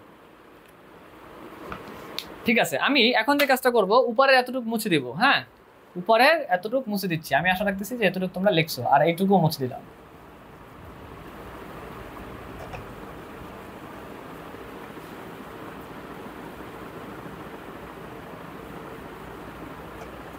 আচ্ছা, এখন যে ঘটনাটা ঘটবে সেটা হচ্ছে, আমার সাথে সাথে লিখে নিবে, বাম থেকে ডানে গেলে, হ্যাঁ খেয়াল রাখবে, বাম থেকে ডানে গেলে, গভীর মনোযোগ দাও, বাম থেকে ডানে গেলে পরমাণুর আকার ছোট হয়। আমি একটা তীর চিহ্ন দিয়ে বুঝিয়ে দিচ্ছি। দেখো বাম থেকে একই পর্যায়ের, এই দেখো আমি গ্রুপ, যখন আমি উপর থেকে নিচে বলছিলাম, তাহলে উপর থেকে নিচে বিবেচনা হয় কোন ক্ষেত্রে? গ্রুপের ক্ষেত্রে। কারণ গ্রুপই তো স্তম্ভাকার, কলাম আকৃতির, এরকম লম্বা লম্বা, ঠিক না? এই জন্য একই গ্রুপের উপর থেকে নিচের উদাহরণ আসছিল, যে উপর থেকে নিচে গেলে আকার বৃদ্ধি পায়, কারণ শক্তি স্তর যুক্ত হয়। কিন্তু যখন আমরা এই দিকলা যাব, এটাকে কি মানে, কিন্তু যখন আমরা এই দিকলা যাব তখন সেটাকে কি বলবো? তখন সেটাকে আমরা পর্যায়ে বলবো, তাইলে যখন আমরা এই দিকলা যাইতেছি তখন আমাদের বিবেচনায় কি আসবে? পর্যায়ে আসবে, কারণ এইভাবে বিবেচনা করা হয় পর্যায়কে। তাহলে আমি বলতে পারি যে একই পর্যায়ের বাম থেকে, একই পর্যায়ের, দ্রুত লিখবে, হ্যাঁ একই পর্যায়ের বাম থেকে, একই পর্যায়ের বাম থেকে ডানে গেলে পরমাণুর আকার ছোট হয়। বাম থেকে ডানে গেলে পরমাণুর আকার ছোট হয়। কি হয়? পরমাণুর আকার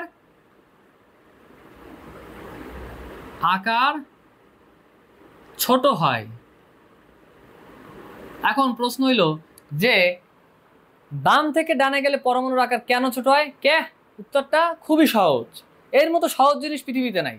কারণ যখন বাম থেকে ডানে যাইতেছে তখন কোনো নতুন শক্তি স্তর যুক্ত হয় না। আমি আবার বলতেছি, তখন কোনো একই পর্যায়ের বাম থেকে ডানে গেলে কোনো নতুন শক্তি স্তর যুক্ত হয় না। কিন্তু প্রোটন সংখ্যা এবং ইলেকট্রন সংখ্যা সমান হারে বাড়ে। যেমন একটা এক্সাম্পল দিই, আচ্ছা আগে লিখে নাও, তারপর আমি বুঝাচ্ছি, ঠিক আছে? আচ্ছা, কেননা নতুন শক্তি স্তর যুক্ত হয় না, ছোট হয়। এখানে দাড়িটা কেটে রাখো। কেননা নতুন শক্তি স্তর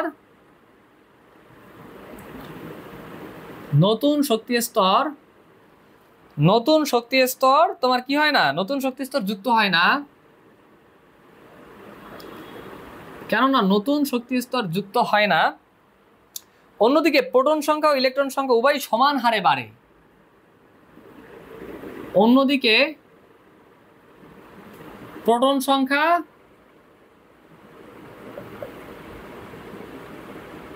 ও ইলেকট্রন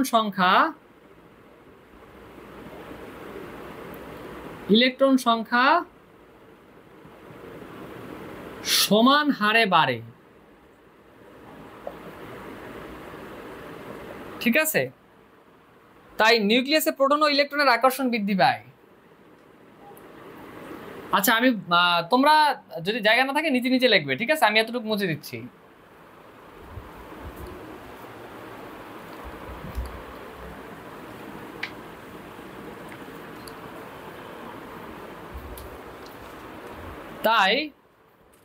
তাই নিউক্লিয়াসে তোমার কি হয়? তাই নিউক্লিয়াসে প্রোটন ও ইলেকট্রনের মধ্যে আকর্ষণ বৃদ্ধি পায়, পরমাণুর আকার ক্ষুদ্র হয়। তাই নিউক্লিয়াসে তাই নিউক্লিয়াসে প্রোটন সংখ্যা, পি দিয়ে প্রোটন সংখ্যা বোঝাচ্ছি, প্রোটন সংখ্যা ও আর ই মাইনাস দিয়ে ইলেকট্রন বোঝাচ্ছি, ইলেকট্রন সংখ্যা। আচ্ছা, তাই নিউক্লিয়াসে প্রোটন সংখ্যা ও ইলেকট্রন, আচ্ছা তাই নিউক্লিয়াসে প্রোটন ও ইলেকট্রন রাখো। তাই নিউক্লিয়াসে প্রোটন ও ইলেকট্রনের মধ্যে আকর্ষণ বৃদ্ধি পাওয়ায় পারমাণবিক ব্যাসার্ধ কমে। আর পারমাণবিক ব্যাসার্ধ কমা মানেই তো যে পরমাণুটা ছোট হওয়া, ঠিক আছে, পরমাণুর আকার ক্ষুদ্র হয়, ঠিক আছে, বৃদ্ধি পাওয়ায় পরমাণুর আকার ক্ষুদ্র হয়। তো বিষয়টা খেয়াল করো খুব মনোযোগ দিয়ে, আমি একটা এক্সাম্পল দিয়ে ক্লিয়ার করে দিচ্ছি। যেমন আগের বার তো এই সেট দিয়ে নিয়েছিলাম, এখন এই সেট দিয়ে দুজনের নেই। যেমন লিথিয়াম, আমরা জানি কি লিথিয়াম হচ্ছে এর পারমাণবিক সংখ্যা মানে কি, আগের লেকচার কিন্তু আমি বলছি যে আগের লেকচার দেখে আসবা, পারমাণবিক সংখ্যা দ্বারাই তোমার যেটাই পারমাণবিক সংখ্যা সেটাই হচ্ছে প্রোটন সংখ্যা, ঠিক আছে। আর কোন একটা পরমাণুতে প্রোটন সংখ্যা যে কয়টা থাকে, ইলেকট্রন সংখ্যাও ঠিক সেই কয়টাই থাকে। তাহলে দেখো পারমাণবিক সংখ্যা 3, তাহলে একে কিভাবে ইলেকট্রন বিন্যাস করে, 1s2, 2 ইলেকট্রন 2s1, খেয়াল করিও। এখন এর পাশে যে আছে বেরিলিয়াম, বেরিলিয়াম কত, বেরিলিয়াম হচ্ছে 4, তো এখন একে লেখা হচ্ছে 1s2, 2s1। এখন এই দুইটার মধ্যে খেয়াল করো, দুইটার মধ্যে এরও বাইরে শক্তি স্তর আছে 2, এরও বাইরে শক্তি স্তর 2, এরও বাইরে শক্তি স্তর 2, অর্থাৎ নতুন করে কোনো শক্তি স্তর, এই যে দেখো নতুন করে কোনো শক্তি স্তর যুক্ত হয় নাই। এবং একটা জিনিস খেয়াল করো, কিন্তু যে ঘটনাটা ঘটছে, আমি একটা জিনিস ভুল করছি, কি ভুল করছি, এখানে 2 হবে, কিন্তু এইখানে দেখো ইলেকট্রন সংখ্যা কি হয়েছে, বাড়ছে, আগে ছিল 1 এখন হয়েছে 2, ইলেকট্রন সংখ্যা বাড়ছে, এখানে কি ইলেকট্রন সংখ্যা বাড়ছে। আর প্রোটন সংখ্যা, যে আমরা জানি কি প্রোটন সংখ্যা আর ইলেকট্রন সংখ্যা সমান, তাহলে যেহেতু এখানে ইলেকট্রন সংখ্যা আছে 2টা, তাহলে প্রোটন সংখ্যাও থাকবে 2টা। কাজেই দেখো আগের বার প্রোটন সংখ্যা ছিল 3টা, এই বাইরের শক্তি স্তরে ধরো এইরকম ছিল। আচ্ছা আমি ধরো হ্যাঁ এক্সাম্পল দিয়ে বুঝাই, এই ধরো লিথিয়ামের নিউক্লিয়াস, হ্যাঁ আগে ছিল একেবারে হিজিবিজি হয়ে যাচ্ছে। আচ্ছা বুঝে নাও, ধরো এখানে ছোট করে আঁকাই, আগের বার ছিল 2টা, তো 2টা ইলেকট্রন, এখানে একটা ছিল 3টা, দেখো এইখানে 3টা আর 3টার প্রতি যে আকর্ষণ হইতো, আর এইখানে দেখো শক্তি স্তর কিন্তু বাড়ে নাই, এইটাই শক্তি স্তর আছে, এই দেখো আমি কোথায় আঁকতে পারি, আচ্ছা যাই হোক নিচে আঁকি দেখো। আর দেখো এইখানে তোমার হচ্ছে এটি ছিল লিথিয়াম, 3টা প্রোটন 3টা ইলেকট্রনের মধ্যে যে আকর্ষণ থাকতো তার থেকে, কারণ কি উভয় প্রোটনের চার্জ পজিটিভ, ইলেকট্রনের চার্জ নেগেটিভ, তাহলে এদের মধ্যে যে আকর্ষণ, ঠিক আছে, তার থেকে আমি যখন বেরিলিয়ামে আসবো, বেরিলিয়াম 4-এ আসবো, তখন ধরো এখানে 4টা প্রোটনের সাথে এখানে থাকতে পারে কয়টা, 2টা, আর এখানে থাকতে পারে ধরো কয়টা, 4টা। তাহলে দেখো আসলে এইটার থেকে এইটা কিন্তু ছোট হবে, কিন্তু আমি জাস্ট এমনি তোমাদের বোঝানোর স্বার্থে জাস্ট একটা রাফ চিত্র আঁকছি আর কি। তো দেখো এইখানে 2টা, এখানে কয়টা, এখানে 4টা প্রোটন আর 4টা ইলেকট্রনের মধ্যে আকর্ষণ আরো অনেক বেশি হবে। তাহলে আকর্ষণ মানে প্রোটন হলো পজিটিভলি চার্জ আর ইলেকট্রন হচ্ছে নেগেটিভলি চার্জ, তো এদের মধ্যে আকর্ষণ 4টা প্রোটন 4টা ইলেকট্রনের মধ্যে আকর্ষণ অনেক বেশি হবে। তাই কিন্তু শক্তি স্তর তো এক্সট্রা করে বাড়ে নাই, শক্তি স্তর সেম আছে, কিন্তু প্রোটন সংখ্যা আর ইলেকট্রন সংখ্যা সমান হারে বাড়ছে। তাইলে দেখা যাচ্ছে যে এই এদের মধ্যে যে আকর্ষণ, লিথিয়ামে 3টা প্রোটন আর 3টা ইলেকট্রনের মধ্যে যে আকর্ষণ, তার থেকে বেরিলিয়ামে 4টা প্রোটন আর 4টা ইলেকট্রনের মধ্যে আকর্ষণ অনেক বেশি, এই কারণে লিথিয়াম অপেক্ষা বেরিলিয়ামে আকার ছোট। ঠিক একইভাবে যখন বাম থেকে ডানে একই পর্যায়ে যাওয়া হবে, তাহলে কি হবে, পারমাণবিক ব্যাসার্ধ কমবে বা আকার ক্ষুদ্র হবে। আমি আশা করতেছি যে পুরো ব্যাপারটা ক্লিয়ার, আলহামদুলিল্লাহ। হ্যাঁ, তো এখন বিষয় হচ্ছে ঠিক আছে, আমি জাস্ট এখন কি করব, আমি জাস্ট এখন দুইটা সূত্র তোমাদেরকে লিখে দিয়ে আমি ডিরেক্ট বোর্ডের কোশ্চেন সলভ করা স্টার্ট করব ইনশাআল্লাহ। তো আমি এখন বোর্ডটা মুছে দিব। আমি আশা করি যে তোমাদের সকল কিছু ক্লিয়ার। আর তোমরা যদি কোনো কিছু না বুঝো তাহলে অবশ্যই কমেন্টে আমাকে জানাতে পারবে, আমি কমেন্টে সলভ করে দেওয়ার ট্রাই করবো ইনশাআল্লাহ। আর আমি কমেন্টে হচ্ছে আমার যে আছে মানে ফেসবুক যে প্রোফাইল আছে সেটার হচ্ছে যে আমার ফেসবুক প্রোফাইলের যে নাম আছে সেটা কমেন্ট এবং ডেসক্রিপশন বক্সে আমি দিয়ে দিব। তোমাদের যদি কারো প্রবলেম হয়, পড়ালেখা বিষয়ক যদি কোনো ধরনের প্রবলেম হয়, সেটা তোমরা আমার সাথে ডিসকাস করতে পারবে। আমি আমার সর্বোত্তম চেষ্টা করব তোমাদেরকে সলভ করে দেওয়ার জন্য ইনশাআল্লাহ।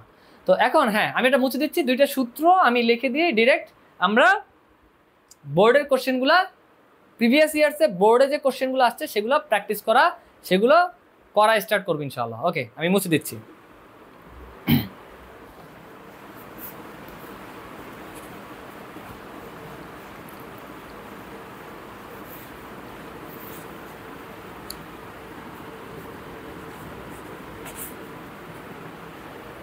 তো এখন বিষয়টা খেয়াল করো, সেটা হচ্ছে দুইটা সূত্র লিখে নাও। হ্যাঁ, একটা হচ্ছে এই 10 স্টার আগে যতটুকু ব্যাপার পড়াইছি সেটাও ছিল 10 স্টার, খাতার উপরে ওইখানে 10 স্টার দিয়ে নাও, ঠিক আছে? আর এখন যেটা পড়াবো সেটাও 10 স্টার। তার আগে বলে রাখি, কেউ যদি আগের লেকচারটা না করছো তাইলে কিন্তু এই লেকচারের অনেক কিছুই বুঝবা না। নেক্সট ফিউচারে যে মানে পরবর্তীতে যে লেকচারগুলো আমি দিব সেগুলোও কিন্তু তোমরা বুঝবে না। এই জন্য অবশ্যই আগের লেকচার করে এই লেকচার করতে আসবে। আগের লেকচারের লিঙ্ক আমি ডেসক্রিপশন এবং কমেন্ট দুই জায়গাতেই দিয়ে দিব, তোমরা সেখান থেকে দেখে নিবে অবশ্যই ইনশাআল্লাহ। তো দেখো আমি দুইটা সূত্র লিখি, ডিরেক্ট বোর্ডের কোশ্চেন করা তোমাদের করিয়ে দিব ইনশাআল্লাহ। হ্যাঁ দেখো, প্রথম যে সূত্রটা আমি স্টার দ্বারা সূত্র বুঝাই, টপিকস কত স্টার, এটা 10 স্টার টপিকস, ঠিক আছে? প্রথম যেটা সেটা হচ্ছে পর্যায় নম্বর বের করার নিয়ম। কি বের করার নিয়ম? পর্যায় নম্বর বের করার নিয়ম।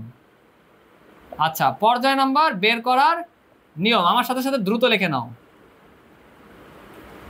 পর্যায় নম্বর বের করার নিয়ম, তাহলে পর্যায় নম্বর বের করার নিয়মটা হচ্ছে কোন মৌলের ইলেকট্রন বিন্যাসের সবচেয়ে বাইরের, লিখতে থাকো আমার সাথে, কোন মৌলের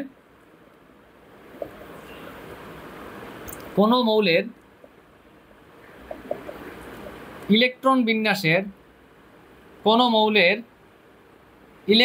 বিন্যাসের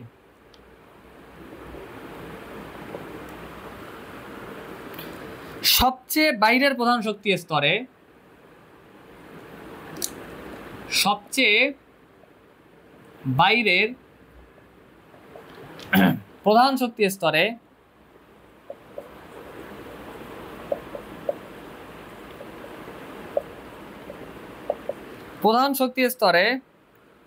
প্রধান শক্তি স্তরে নাম্বারই ওই মৌলের পর্যায় নাম্বার।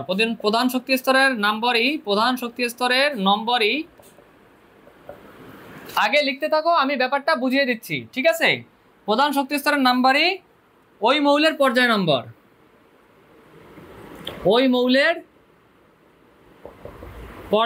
দ্রুত লিখে নাও, আমি বুঝিয়ে দিচ্ছি, পর্যায় নম্বর, ঠিক আছে? এখন কথা হচ্ছে যে পর্যায় নম্বর বের করার নিয়মে আমরা সূত্রটা কি দেখলাম, যে কোন মৌলের ইলেকট্রন বিন্যাসের সবচেয়ে বাইরের প্রধান শক্তি স্তরের নম্বরই ওই মৌলের পর্যায় নাম্বার। এখন অনেকে বলতে পারে যে ভাই কিছুই বুঝি নাই, আসলে এর মতো সহজ জিনিস পৃথিবীতে নাই। খুব ঠান্ডা মাথায় খেয়াল করো, মনোযোগ দিয়ে খেয়াল করো, ঠিক আছে? কোন মৌলের ইলেকট্রন বিন্যাসের তার মানে কোন একটা মৌল দিয়ে দিলে সবার প্রথমেই কাজ হচ্ছে ইলেকট্রন বিন্যাসটা বাইর করা, এবং সবচেয়ে বাইরের প্রধান শক্তি স্তর ইলেকট্রন বিন্যাস করলেই দেখবা যে আমরা পেয়ে যাই, ঠিক আছে? সেটা তো খুবই সহজ। সবচেয়ে বাইরের প্রধান শক্তি স্তরের যে নম্বর, সেই নম্বরটাই কি ওই মৌলের পর্যায় নাম্বার। দুইটা উদাহরণ দিলে একদম ক্রিস্টাল ক্লিয়ার হয়ে যাবে ইনশাআল্লাহ। তো দেখো এক্সাম্পল দিতেছি, এক্সাম্পল নাম্বার 1 আমি যেটা দিতে শুরু করতেছি সেটা হচ্ছে লিথিয়াম। আচ্ছা বাবা বলো তো যে লিথিয়ামের প্রোটন সংখ্যা কত? লিথিয়ামের প্রোটন সংখ্যা কয়টা? 3টা। আমরা সেই ছোটবেলা থেকেই জানি যে লিথিয়ামের পারমাণবিক সংখ্যা 3। পারমাণবিক সংখ্যা 3 মানে প্রোটন সংখ্যা 3। আর আমরা জানি যে কোনো একটা পরমাণুর ঠিক প্রোটন সংখ্যা, নিউক্লিয়াসের প্রোটন সংখ্যা যে কয়টা থাকে পরমাণুর নিউক্লিয়াসের বাইরে, ঠিক সেই কয়টা ইলেকট্রন সংখ্যা থাকে। তাহলে ইলেকট্রন সংখ্যা কত? ইলেকট্রন সংখ্যাও 3টা। ওকে, তাইলে এখন সেটা আমাদের বিষয় না, আমরা এখন হ্যাঁ সেটা অবশ্যই বিষয়, তবে এইখানে যে 3 লিখতেছি এই 3 হচ্ছে পারমাণবিক সংখ্যা। ওকে, এখন খেয়াল করো, তাহলে দেখো পারমাণবিক সংখ্যা 3, লিথিয়ামের পারমাণবিক সংখ্যা 3, তার মানে প্রোটন সংখ্যাও 3টা। তাহলে প্রোটন সংখ্যা যেহেতু 3টে আছে, আমরা আগের ক্লাসের লেকচার বা আমরা জানি যে কয়টা প্রোটন থাকে নিউক্লিয়াসের বাইরে, ঠিক সেই কয়টা ইলেকট্রন থাকে। তাহলে ইলেকট্রন কয়টা হবে? ইলেকট্রনও 3টাই হবে। তাহলে সেটা আমরা কিভাবে লিখতে পারি ইলেকট্রন বিন্যাসটা? আমরা তো সেই ছোটবেলা থেকে ইলেকট্রন বিন্যাস করতে পারি, 1s2 2s1। এখন দেখো তাহলে সবচেয়ে বাইরের শক্তি স্তর কে? সবচেয়ে বাইরের দেখো সবচেয়ে বাইরের প্রধান শক্তি স্তর কে? সবচেয়ে বাইরের প্রধান শক্তি স্তর হচ্ছে 2। তাহলে এখান থেকে আমরা বলতে পারি যে লিথিয়ামের পর্যায় নাম্বার 2। লিথিয়ামের পর্যায় নাম্বার কত? লিথিয়ামের পর্যায় নাম্বার হচ্ছে 2। আরেকটা উদাহরণ দিলে একদম পুরো ফুল ক্লিয়ার হয়ে যাবে ইনশাআল্লাহ। লিথিয়ামের পর্যায় নাম্বার 2। আচ্ছা, আরেকটা एग्जांपल আমরা খেয়াল করি, সেটা ধরো কোনটা দেওয়া যায়, ধরো পটাশিয়াম দিলাম, 2 নম্বর একটা एग्जांपल দিলাম। 2 নম্বর एग्जांपलটা কি? 2 নম্বর एग्जांपल হচ্ছে পটাশিয়াম। এখন পটাশিয়ামের পারমাণবিক সংখ্যা আমরা সবাই জানি 19। পটাশিয়াম 19, ঠিক আছে। আচ্ছা, এখন যেহেতু পটাশিয়ামের পারমাণবিক সংখ্যা 19, তার মানে পারমাণবিক সংখ্যা যেই কথা যেইলাও সেই পারমাণবিক সংখ্যা যেই কথা আর প্রোটন সংখ্যা একই কথা, যেইলাও সেই কদু, ঠিক আছে। এখন কথা হইল যে তাইলে প্রোটন সংখ্যা যেহেতু 19টা হয়, তাহলে ইলেকট্রন সংখ্যা কয়টা? 19টা। তাহলে চলো আমরা করি, ইলেকট্রন বিন্যাস করি। 1s2 2s2 2p6 3s2 3p6। তাহলে কয়টা হইলো ইলেকট্রন? 2টা 4টা 10টা 12টা 18টা। এখন এইখানে তো 3d1 হবে নাকি 3d1 হবে নাকি 4s1 হবে? 4s1 হবে। কেন 4s1 হবে? আগের লেকচারটায় আমি একদম খুব ভালোভাবে এক্সপ্লেন করে আসছি, এখন সেটা আমি রিপিট করব না। তাহলে এখন কি হবে? 4s1 হবে। তাহলে সবচেয়ে বাইরের যে প্রধান শক্তি স্তর সে কে? এই যে দেখো, সবচেয়ে বাইরের প্রধান শক্তি স্তর কি 3 নাকি 4? 4। এই যে সবচেয়ে বাইরের প্রধান শক্তি স্তর তো দেখাই যাচ্ছে যে এইটা 4, 3p6 এবার 4s1 আসছে। তাহলে সবচেয়ে বাইরের শক্তি স্তর কে? এইটা 4s1। তাইলে আমরা বলতে পারি কি পটাশিয়ামের পর্যায় নাম্বার 4। পটাশিয়ামের পর্যায় নাম্বার কত? পটাশিয়ামের পর্যায় নাম্বার বাবা 4। তাহলে আমি আশা করতেছি যে সূত্রটা একদম পুরোপুরি আমাদের ক্লিয়ার, আলহামদুলিল্লাহ। ওকে, ঠিক আছে, তাহলে এতটুকু লিখে নাও। আর দেখা যাচ্ছে যে আমি বোর্ডটা মুছে দিচ্ছি, তার আগে দেখে নিচ্ছি যে ক্লিয়ার বোঝা যাচ্ছে কিনা। হ্যাঁ, ক্লিয়ার বোঝা যাচ্ছে, ঠিক আছে। তো এখন আমি চলে যাব গ্রুপ নাম্বার বের করার নিয়মে। এতটুকু হচ্ছে আমি এখন মুছে দেব। এখন কথা হচ্ছে যে আমি মুছে দিচ্ছি। এখন আমি কি বের করব? এখন আমি গ্রুপ নাম্বার বের করব। দেখো, সেটা হচ্ছে যে এখন আমি গ্রুপ নাম্বার বের করার, এখন আমরা দ্বিতীয় যে সূত্রটা সেটা শেখার পরপরই আমরা ডিরেক্ট কোথায় চলে যাব? ডিরেক্ট বোর্ডের যে কোশ্চেনগুলো আসছে প্রিভিয়াস ইয়ার্সে সেগুলো আমরা সলভ করা স্টার্ট করবো ইনশাআল্লাহ। ওকে, দেখো এখন স্টার্ট দাও। এটা আর প্রথম সূত্রটা শেখা শেষ। প্রথম সূত্রটা কি শিখছিলাম? পর্যায় নাম্বার বের করার নিয়ম। সেটা হচ্ছে ইলেকট্রন বিন্যাসের প্রধান শক্তি স্তরের যে সবচেয়ে বাইরের যে প্রধান শক্তি স্তরের নাম্বার সেটি হচ্ছে পর্যায় নাম্বার। ওকে, তো দেখো এখন আমরা গ্রুপ নাম্বার বের করার নিয়ম শিখব। গ্রুপ নাম্বার বের করার নিয়ম। আচ্ছা, গ্রুপ নাম্বার বের করতে আমাদের অনেকেই ভয় পায়, কিন্তু এর মতো সহজ জিনিস আর পৃথিবীতে নাই। আমি যেভাবে শিখিয়ে দিব ঠিক সেইভাবে শিখবে, ঠিক আছে। দেখবে যে এর মতো সহজ জিনিস আর পৃথিবীতে নাই। ওকে, তো দেখো গ্রুপ নাম্বার বের করার নিয়ম, 3টা নিয়ম আছে। তো এইটা দেখে অনেকেই ভয় পায়, কিন্তু আগেও বলছি আবারও বলতেছি যে এর মতো সহজ জিনিস পৃথিবীতে নাই। গভীর মনোযোগ দিয়ে দেখতে থাকো আর দ্রুত লিখতে থাকো, তাহলে আমি ভালো বোঝাতে পারবো। দেখো 1 নাম্বার, বাইরের প্রধান শক্তি স্তরে। বাইরের প্রধান শক্তি স্তর বলতে কি বুঝাইছি? যে ওই মৌলটার ইলেকট্রন বিন্যাসের বাইরের প্রধান শক্তি স্তরে। ওকে, তো আমি সেটা সংক্ষেপে আর কি লিখতেছি যাতে আমরা এই থিওরি থেকে এক্সাম্পলের মাধ্যমে ভালোভাবে বুঝতে পারি ইনশাআল্লাহ। ওকে, তাহলে দেখো বাইরের প্রধান শক্তি স্তরে, বাইরের প্রধান শক্তি স্তরে শুধু s অরবিটাল থাকলে,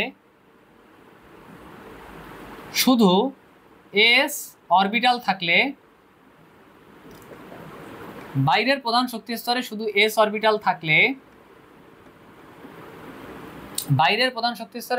অরবিটাল থাকলে, ওটাই গ্রুপ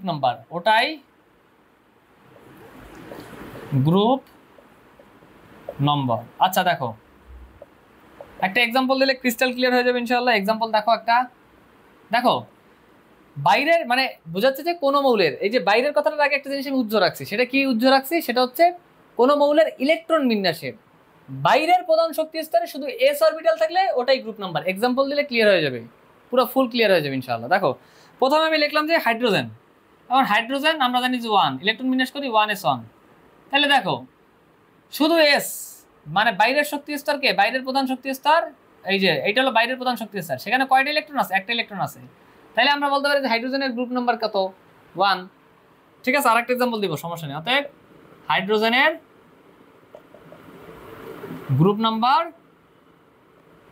1। আচ্ছা আরেকটা এক্সাম্পল দিই, দেখো সোডিয়াম কত 11, তাহলে ইলেকট্রন বিন্যাস করি 1s2 2s2 2p6 3s1। এখন কথা হচ্ছে বাইরের প্রধান শক্তি স্তর কে, এই যে এই বেটা। এখন ঠিক আছে, এখন বলছে কি যে বাইরের প্রধান শক্তি স্তরে এস অরবিটাল থাকলে ওটাই গ্রুপ নাম্বার, ঠিক আছে। এখন কথা হচ্ছে বাইরের প্রধান শক্তি স্তরে এস অরবিটাল থাকলে এখানে একটু ভুল আছে। কি ভুল আছে আমি বলি, ভুলটা আমি সংশোধন করে দিচ্ছি। সেখানে বইয়ের যে ডিরেক্ট লাইনটা ওখানে মানে কথা হচ্ছে এইখানে একটা ভুল, মানে এটা আমার তোলার সময় ভুল হয়েছে। সেটা হচ্ছে বাইরের প্রধান শক্তি স্তরে শুধু এস অরবিটাল থাকলে ওটাই গ্রুপ নাম্বার, তার বদলে হবে যে ওখানে যে কয়টা ইলেকট্রন থাকবে, ঠিক আছে, সেটা হবে গ্রুপ নাম্বার। আমি মানে ব্যাপারটা বুঝাচ্ছি। দেখো বাইরের প্রধান শক্তি স্তরে শুধু এস অরবিটাল থাকলে একটু এই যে এখানে একটু মানে সরি ফর দ্যাট, এখানে একটু কেটে লিখে নাও। এস অরবিটাল থাকলে সেখানে বাইরের প্রধান শক্তি স্তরে শুধু এস অরবিটাল থাকলে সেখানে মানে ওই এস অরবিটালে সেখানে যে কয়টি ইলেকট্রন থাকবে, যে কয়টি উপরে লেখো যে কয়টি ইলেকট্রন থাকবে, একটা অ্যারো চিহ্ন দিয়ে লেখো যে কয়টি ইলেকট্রন থাকবে সেটিই গ্রুপ নাম্বার। হ্যাঁ সরি ফর দ্যাট, এটা তুলার সময় একটু মিস্টেক হয়েছে। সেটিই কি গ্রুপ নাম্বার, দেখো সেটি হচ্ছে গ্রুপ নাম্বার। দেখো 1s2 2s2 2p6 3s1, তাহলে বাইরের প্রধান শক্তি স্তরকে 3, ঠিক আছে। এখন সেই শক্তি স্তরে আমরা দেখতেছি যে এস অরবিটাল আছে। এখন সেই এস অরবিটালে ইলেকট্রন কয়টা, ইলেকট্রন আছে একটা, তার মানে সোডিয়ামের গ্রুপ নাম্বার 1।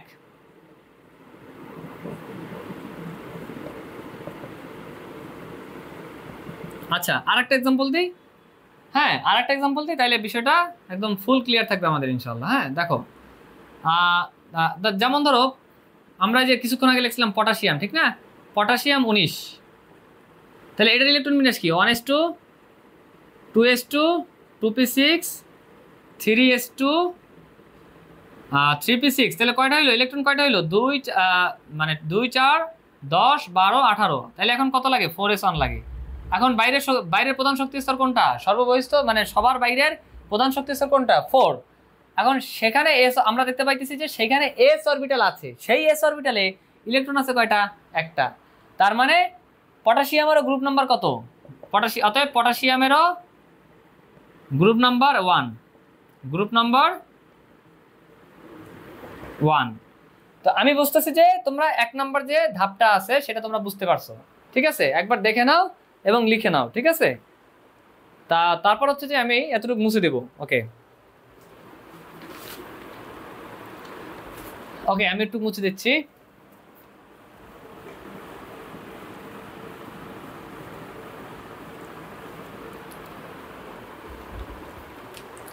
ওকে 2 নাম্বার হচ্ছে 2 নাম্বার যে মানে দেখো এই সূত্রের আন্ডারেই 1 নাম্বার যে নিয়মটা সেটা আমরা জানছি। এখন হলো 2 নাম্বার নিয়ম, এই সূত্রের আন্ডারেই 2 নাম্বার নিয়ম, একদম সহজ, একদম সহজ। জাস্ট মনোযোগ সহকারে মানে দেখতে থাকো এবং লিখতে থাকো দ্রুত, ঠিক আছে।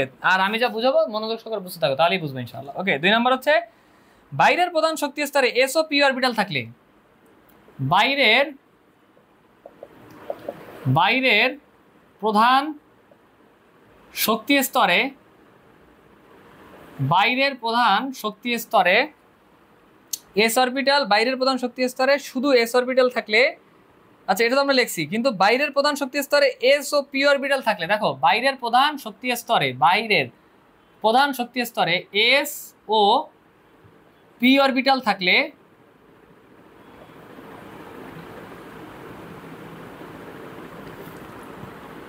গ্রুপ নম্বর হবে তোমার এস অরবিটালের ইলেকট্রন সংখ্যা, এস অরবিটালের দ্রুত লেখো, এস অরবিটালের ইলেকট্রন সংখ্যা প্লাস পি অরবিটালের ইলেকট্রন সংখ্যা, পি অরবিটালের ইলেকট্রন সংখ্যা প্লাস 10, প্লাস কত 10 প্লাস 10। ওকে তো আমি এটার বক্স করে দিই, ভেরি ভেরি ইম্পর্টেন্ট সূত্র। তাহলে দুটো এক্সাম্পল দিই, দুটো এক্সাম্পল দিই। দেখো এক্সাম্পল, এখানে যে এক্সাম্পলটা দেখো অ্যালুমিনিয়াম, তাহলে আমরা জানি অ্যালুমিনিয়াম 13, ইলেকট্রন বিন্যাস কি 1s2 2s2 2p6 3 কয়টা হয়েছে 2 4 10 3s2 3p1। এখন দেখো তো বাবারা, এখানে যে ঘটনাটা ঘটতেছে সেটা হচ্ছে একদম বাইরের যে শক্তি স্তর, বাইরের প্রধান শক্তি স্তর কোনটা, এই যে 3, দেখছো এটা দ্বারা বাইরের মানে দেখো এগুলো দ্বারা প্রধান শক্তি স্তর নির্দেশ করে। এখন বাইরের প্রধান শক্তি স্তর কোনটা, এই যে 3। এখন বাইরের প্রধান শক্তি স্তর হচ্ছে 3, সেখানে আমরা দেখতে পাইতেছি যে s অরবিটাল আছে, তার মধ্যে আমরা দেখতে পাচ্ছি যে s অরবিটাল আছে এবং p অরবিটাল আছে, ঠিক আছে।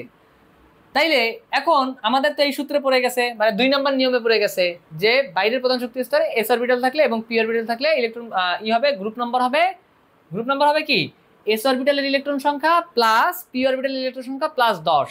তাহলে দেখো s অরবিটালের ইলেকট্রন সংখ্যা এখানে কত আছে, 2টা, আর p অরবিটালের ইলেকট্রন সংখ্যা আছে 1টা। তাহলে অতএব অতএব গ্রুপ নাম্বার হবে, অতএব অ্যালুমিনিয়ামের গ্রুপ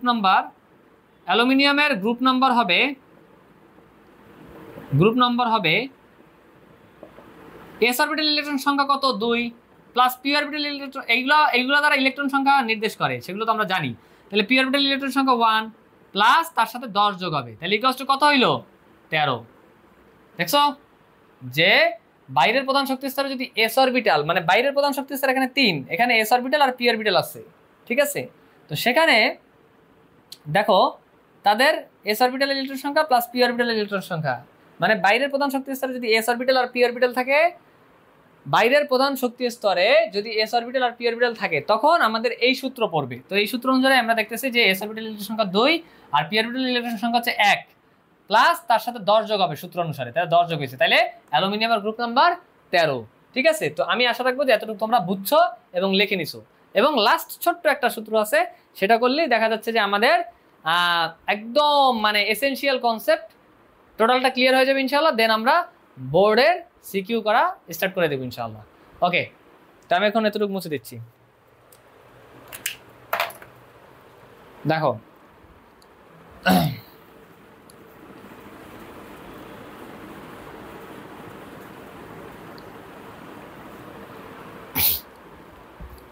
তিন নাম্বার যেটা আছে সেটা হচ্ছে আর লাস্ট, এখন এই গ্রুপ নাম্বার বের করার লাস্ট নিয়ম 3 নাম্বার নিয়ম, ঠিক আছে। গভীর মনোযোগ দাও, এর মতো সহজ জিনিস পৃথিবীতে নাই। 3 নাম্বার হচ্ছে কোন মৌলের ইলেকট্রন বিন্যাসে সবচেয়ে বাইরের প্রধান শক্তি স্তরে, কোন মৌলের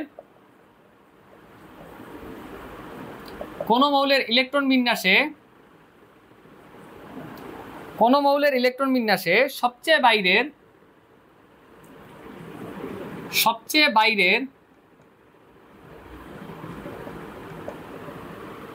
প্রধান শক্তি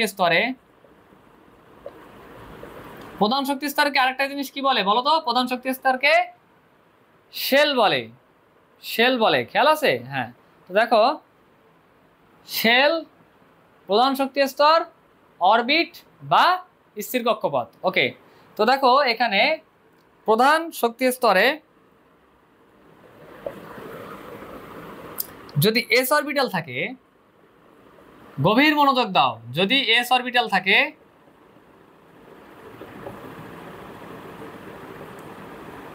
এবং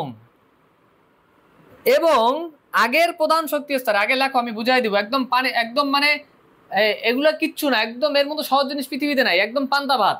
শুধু গভীর মনোযোগ দাও আর দ্রুত লিখতে থাকো, হ্যাঁ। এবং গভীর মনোযোগ দিয়ে আমি কি বলি সেটা, আমি কি বুঝাই সেটা মানে করো, মানে দেখা যাচ্ছে যে শুনতে থাকো, ঠিক আছে, এবং দ্রুত লিখতে থাকো, ঠিক আছে। আর পুরো ক্লাসটাই একদম গভীর মনোযোগ দিয়ে করবা, ঠিক আছে। তো দেখো s অরবিটাল থাকে এবং আগের প্রধান শক্তি স্তরে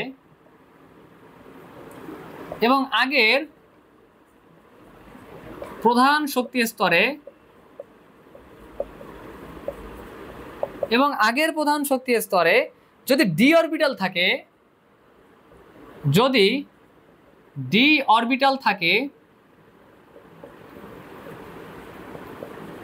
এবং আগের প্রধান শক্তি স্তরে যদি d অরবিটাল থাকে, তবে গ্রুপ নাম্বার তবে গ্রুপ নম্বর হবে, খেয়াল করো আমি ব্যাপারটা এক্সাম্পল দিয়ে ক্লিয়ার করে দেবো ইনশাআল্লাহ, তবে জিনিসটা বোঝো।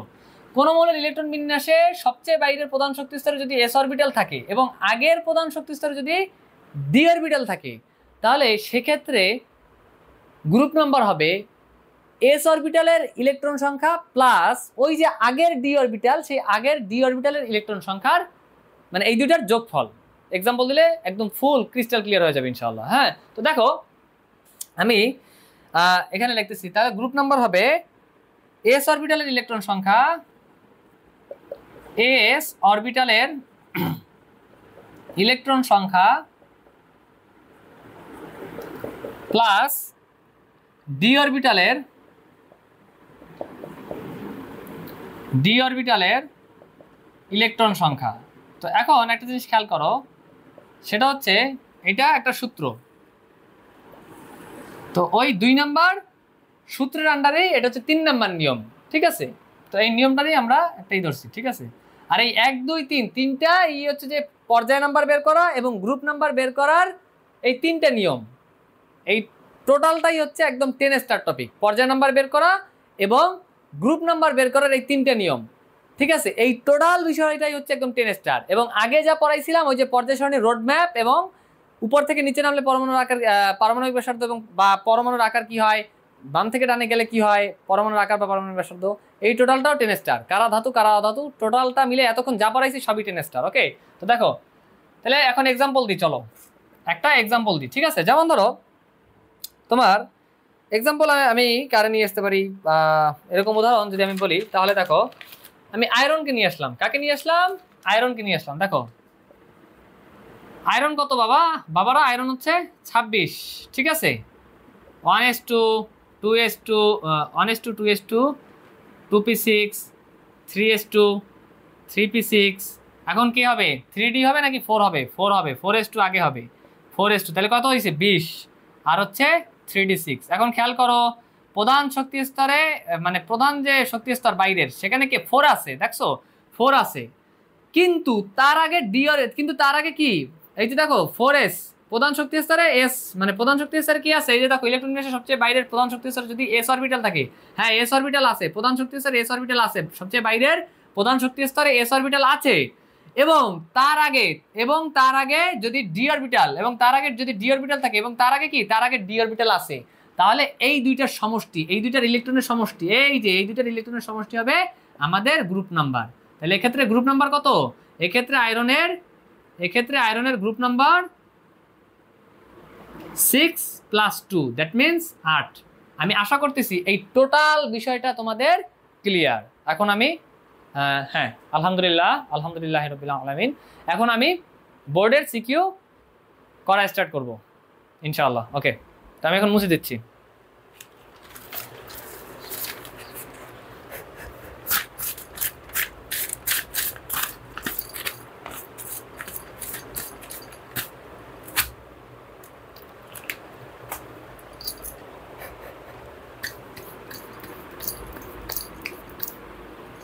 ওকে, আমি এখন এতটুকু মুছে দিচ্ছি।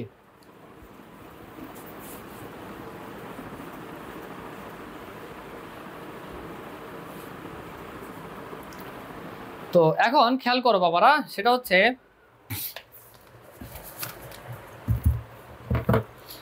প্রথম আমি যে বোর্ডের সিকিউরিটি দিয়ে শুরু করব, সেই কোশ্চেনটা আসছিল রাজশাহী বোর্ড 2023 সালে, ঠিক আছে? রাজশাহী বোর্ড 2023 সালে। দেখো রাজশাহী বোর্ড 2023 ক নাম্বার কোশ্চেনে বলছে যে নিঃসরণ কাকে বলে? নিঃসরণ ক নাম্বার কোশ্চেন ওরা বলছে নিঃসরণ কাকে বলে। তাহলে আমি যদি বলি নিঃসরণ কাকে বলে, তাহলে হবে হচ্ছে নিঃসরণ হলো, এটা 2 নাম্বার চ্যাপ্টারের বিষয়, একদম সহজ। 2 নাম্বার চ্যাপ্টারের যে টপিকগুলো এগুলো হলো কমন সেন্সের বিষয়, কথা বুঝছো? এই জন্য আমি প্রথমে 3 নাম্বার দিয়ে স্টার্ট করছি, সুপার ইম্পর্টেন্ট চ্যাপ্টার, এখন 4 নাম্বারে আছি, এটাও সুপার ইম্পর্টেন্ট চ্যাপ্টার। যা কিছু পড়াবো বললাম কি যে ওইগুলা টোটালটা ক্লাস মনোযোগ সহকারে টোটাল ক্লাসটা করবা এবং এইচডাব্লিউগুলো টাইমলি করবা, ঠিক আছে? তাহলেই তোমরা যেই বোর্ড থেকেই পরীক্ষা দাও না কেন, তোমরা এসএসসি 2025 সালের যে পরীক্ষাটা হবে সেই এসএসসি পরীক্ষায় তোমরা অর্থাৎ বোর্ড পরীক্ষায় তোমরা 80% প্লাস কমন পাবা ইনশাআল্লাহ। ঠিক আছে, এখন দেখো তাহলে নিঃসরণ হলো, আমি বুঝিয়ে দিচ্ছি, আগে জিনিসটা লিখি। ঠিক আছে, সরু ছিদ্রপথ, সরু ছিদ্রপথে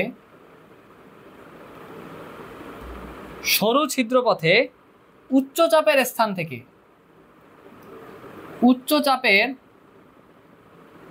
থেকে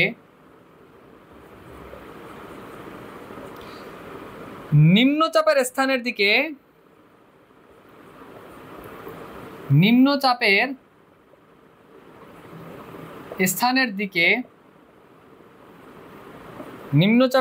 দিকে সজোরে বেরিয়ে আসার প্রক্রিয়া। এখন তোমরা বলতে পারো বাবারা যে কিছুই বুঝি নাই, ভাই আপনি কি বললেন, কিছুই বুঝি নাই। ঠিক আছে, তো কোনো সমস্যা নেই, আমি বুঝে বলতেছি যে সজোরে সজোরে বেরিয়ে আসার প্রক্রিয়া। হ্যাঁ, সজোরে বেরিয়ে আসার প্রক্রিয়া। দেখো, বেরিয়ে আসার প্রক্রিয়া।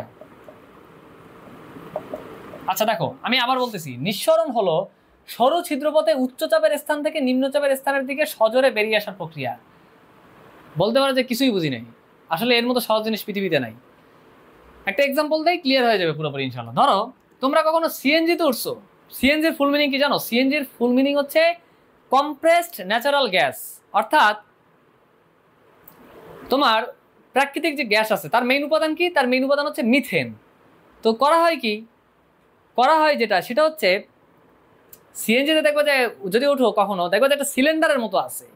ঠিক আছে, তো ওইখানের মধ্যে এই ন্যাচারাল বা প্রাকৃতিক গ্যাস থাকে কম্প্রেসড অবস্থায়, মানে উচ্চ চাপে এগুলোকে সংকুচিত করে মনে করো যে ওই ইসের মধ্যে রাখা হয়, মানে উচ্চ চাপে। দেখছো উচ্চ চাপের স্থান, ধরো সিএনজিতে যদি কখনো উঠো দেখবা যে এরকম একটা সিলিন্ডারের মতো আছে একদম পিছনে রাখা, বা মনে করো যে লেখা আছে না সাবধান ইঞ্জিন, পিছনে লেখা থাকে। তো ওখানে দেখবা যে একটা মানে এরকম একটা সিলিন্ডারের মতো আছে। তো ওইখানে যে ঘটনাটা ঘটানো হয়, ধরো প্রচন্ড উচ্চ চাপে মানে তোমার কি করা হয়, তোমার প্রাকৃতিক গ্যাস কম্প্রেসড অবস্থায় মানে সংকুচিত অবস্থায় তোমার কি করা হয়, মানে ঢুকানো হয়, বুঝছো, মানে করা হয়। তো ওই জন্য ওখান থেকে নাম আসছে সিএনজি, মানে কম্প্রেসড ন্যাচারাল গ্যাস। কম্প্রেসড মানে সংকুচিত, মানে অনেক উচ্চ চাপে সংকুচিত করে মনে করো যে এই গ্যাস সিলিন্ডারের মধ্যে রিজার্ভ করে রাখা হইলো, বুঝছো। এখন এইখানে ধরো একটা মানে সাপোজ আমি একদম সরল মেকানিজমটা বুঝাইতেছি। তো এইখানে মনে করো যে একটা সরল মানে ছিদ্র মতো মনে করো যে আছে, একদম সরু একটা ছিদ্র। আর মনে করো যে সাপোজ মানে আমি একদম সরল একটা সিম্পল একটা মেকানিজম বুঝাইতেছি। এখানে মনে করো যে ইঞ্জিন আছে, এখন এই ইঞ্জিনের সাথে ধরো কানেকশন আছে। এখন হইতেছে কি, যখনই ধরো ইঞ্জিনটা স্টার্ট দিছে, ধরো সিএনজির, তোমরা কেউ যদি সিএনজিতে চড়ছো কিনা আমি জানি না, তোমরা যারা সিএনজিতে চড়ছো তারা ব্যাপারটা একদম ভালো বুঝবা। তো যখনই ধরো স্টার্ট দেওয়া হইলো, তখন এই সরু ছিদ্রপথে এই যে কম্প্রেসড গ্যাসগুলো, এইগুলো মনে করো একদম সরু ছিদ্রপথে অনেক জোরে যায়, মনে করো যে এইখানে ইঞ্জিনটা ধাক্কা দিতেছে, মানে এখানে কি গতিশক্তি, মানে এই যে রিজার্ভ করা যে এনার্জিটা, মানে তোমার এই যে ন্যাচারাল গ্যাসকে যে সংকুচিত করে কম্প্রেসড অবস্থায় যে রাখছে, কম্প্রেসড ন্যাচারাল গ্যাস সিএনজি, তো মিথেন যেটা আর কি। তো ওই মিথেন গ্যাসগুলো একদম সংকুচিত অবস্থায় আছে যখন সরু ছিদ্রপথে এই যে উচ্চচাপের স্থান, মানে এইখানে যখন ছিল তখন হচ্ছে উচ্চচাপের স্থানে ছিল। ও এখন যে এইখানে যে যা যে ধাক্কা দিতেছে, মানে গতিশক্তি সঞ্চার করতেছে, মানে একদম ইঞ্জিনের মেকানিজমটা একদম মানে সিম্পল সহজ উপায়তে আমি বুঝাইতেছি তোমাদের। তো যখন ও মনে করো যে এখানে এসে ধাক্কা দিতেছে, ঠিক আছে, তো এইখানে অনেক উচ্চচাপেও ছিল, এখন যে এইখানে গেছে সরু ছিদ্রপথের মাধ্যমে, তাহলে কোন চাপের স্থানে গেছে, নিম্নচাপের স্থানের দিকে সজোরে বেড়ে আসতেছে। এই যে বেরোয় আসতেছে কিসে, সজোরে বেড়ে এসে এখানে গতিশক্তি সঞ্চার করতেছে, বুঝছো। তো এই টোটাল যে প্রক্রিয়া বা প্রসেসটা, এই প্রক্রিয়াটা কি বলা হয়, নিঃসরণ। কথা বুঝছো? আমি আশা করি যে এটা ক্লিয়ার। তো এটা আমি মুছে দিতেছি। এটা ছিল ক নাম্বার প্রশ্নে, ঠিক আছে। তো দেখো 4 নম্বর চ্যাপ্টার পড়াইতে যে এটার সাথে সৃজনশীল সলভ করাইতে যে রিলেটেড যে এটা আছে, মানে কোশ্চেনটা আছে ক নাম্বারে, যেটা 2 নম্বর চ্যাপ্টারের। তো 2 নম্বর চ্যাপ্টারের বিষয়ের ইম্পর্টেন্সগুলো, মানে ইম্পর্টেন্ট টপিকসগুলো আমরা কভার করতে পারতেছি আলহামদুলিল্লাহ। তো দেখো এখন আচ্ছা, আমি তো রাজশাহী বোর্ড আরবি মিন্স রাজশাহী বোর্ড 23 সালের কোশ্চেন সলভ করে দিয়েছিলাম। ক নাম্বার কমপ্লিট আলহামদুলিল্লাহ। এখন খ নাম্বার বলছে কি, যে খ নাম্বার বলছে যে পলিপ্রোপিনকে জুথ পলিমার বলা হয় কেন। যখন আমি জৈব যৌগ যেটাকে বলা হয় জীবাশ্ম, হ্যাঁ, ওই চ্যাপ্টারটা যখন আমি পড়াবো এই ব্যাপারটা একদম ক্রিস্টাল ক্লিয়ার করে বুঝাই দেবো ইনশাআল্লাহ। তবে হ্যাঁ, বেসিকটা যদি তুমি যদি বেসিকটা বুঝো তাইলে এখানে তুমি ইজিলি বোর্ডে 2 তুলতে পারবে ইনশাআল্লাহ। বেসিকটা কি? ধরো মনোমার, মনোমার মানে হচ্ছে ক্ষুদ্র অণু। মনোমার মানে কি? মনোমার মানে হচ্ছে ক্ষুদ্র অণু, ক্ষুদ্র অণু। আর কতগুলো মনোমার মিলে গঠিত হয়ে হচ্ছে পলিমার, কতগুলো মনোমার মিলে গঠিত হয়ে হচ্ছে পলিমার, বুঝছো? তাহলে পলিমার হলো বৃহৎ অণু, বৃহৎ অণু, এতটুকু লিখে নাও খাতায়, ঠিক আছে? এখন যে ঘটনাটা ঘটাইতেছে সেটা হচ্ছে প্রোপিন, যার মানে প্রোপিন যে আছে, ঠিক আছে? তো কথা হলো এই যে মনোমার অণুসমূহগুলো হচ্ছে ক্ষুদ্র অণু, এই কতগুলো ক্ষুদ্র অণু মিলেই হচ্ছে বৃহৎ অণু গঠিত হয়। আর এই প্রসেসটাই হচ্ছে পলিমারকরণ প্রসেস, পলিমারাইজেশন বলে ইংলিশে। তো এই পলিমারকরণ করা হয়েছে, কতগুলো ক্ষুদ্র অণু মিলে বৃহৎ অণু গঠিত হয়েছে, ঠিক আছে? তো পলিপ্রোপিন যেটা, সেটা কি হয়েছে? তুমি লিখবে যে কতগুলো মনোমার যুক্ত হয় পলিপ্রোপিনের পলিমার গঠিত হয়েছে। তো এই প্রক্রিয়াটাকে বলা হয় পলিমারকরণ বা পলিমারাইজেশন।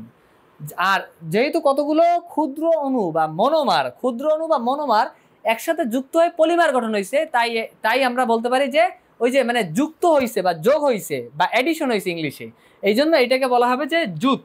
কি মানে? Jute polymer. জুট মানে যোগ করা, এডিশন বা যুক্ত হওয়া। একটু যখন তুমি বেসিকটা ক্লিয়ার ভাবে বুঝাই লিখে দিবা, তখন টিচার বলবে যে বুঝবে যে তুমি ব্যাপারটা বুঝছো, তখন দেখা যাচ্ছে যে তোমাকে 2 দিয়ে দেবে ইনশাআল্লাহ, ঠিক আছে? তো এবার আমি গ নাম্বার কোশ্চেনটা সলভ করে দেবো।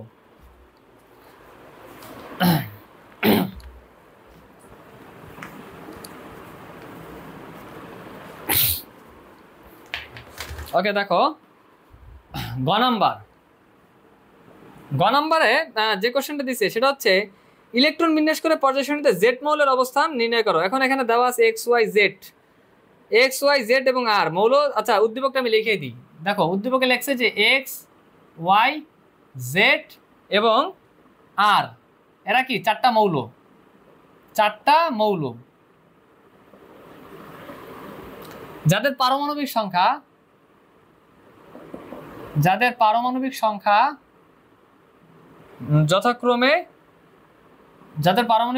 যথাক্রমে দ্রুত লেখো 17, 20, 23 এবং 30। 17, 20, 23 ও 30। এখন ওরা আমার বলছে যে জেড মৌলের অবস্থান ইলেকট্রন বিন্যাস করে, ওরা আমার কি বলছে প্রশ্ন বলছে যে ইলেকট্রন বিন্যাস করে জেড মৌলের জেড মৌলের অবস্থান। তাহলে একটা জিনিস খেয়াল করো, জেড মৌলের অবস্থান যদি আমি বের করতে যাই, তাহলে এই যে জেড মৌলটা আছে 3 নম্বরে, তাহলে 3 নম্বরে পারমাণবিক সংখ্যা কার আছে? 23 আছে। তাইলে জেড মৌলের পারমাণবিক সংখ্যা 23। তাহলে এখানে আমরা বলতে পারি যে তোমার জেড মৌলের পারমাণবিক সংখ্যা 23। আচ্ছা বাবারা বলো তো পারমাণবিক সংখ্যা 23 কার? দেখো 20 হচ্ছে ক্যালসিয়ামের, আমরা জানি।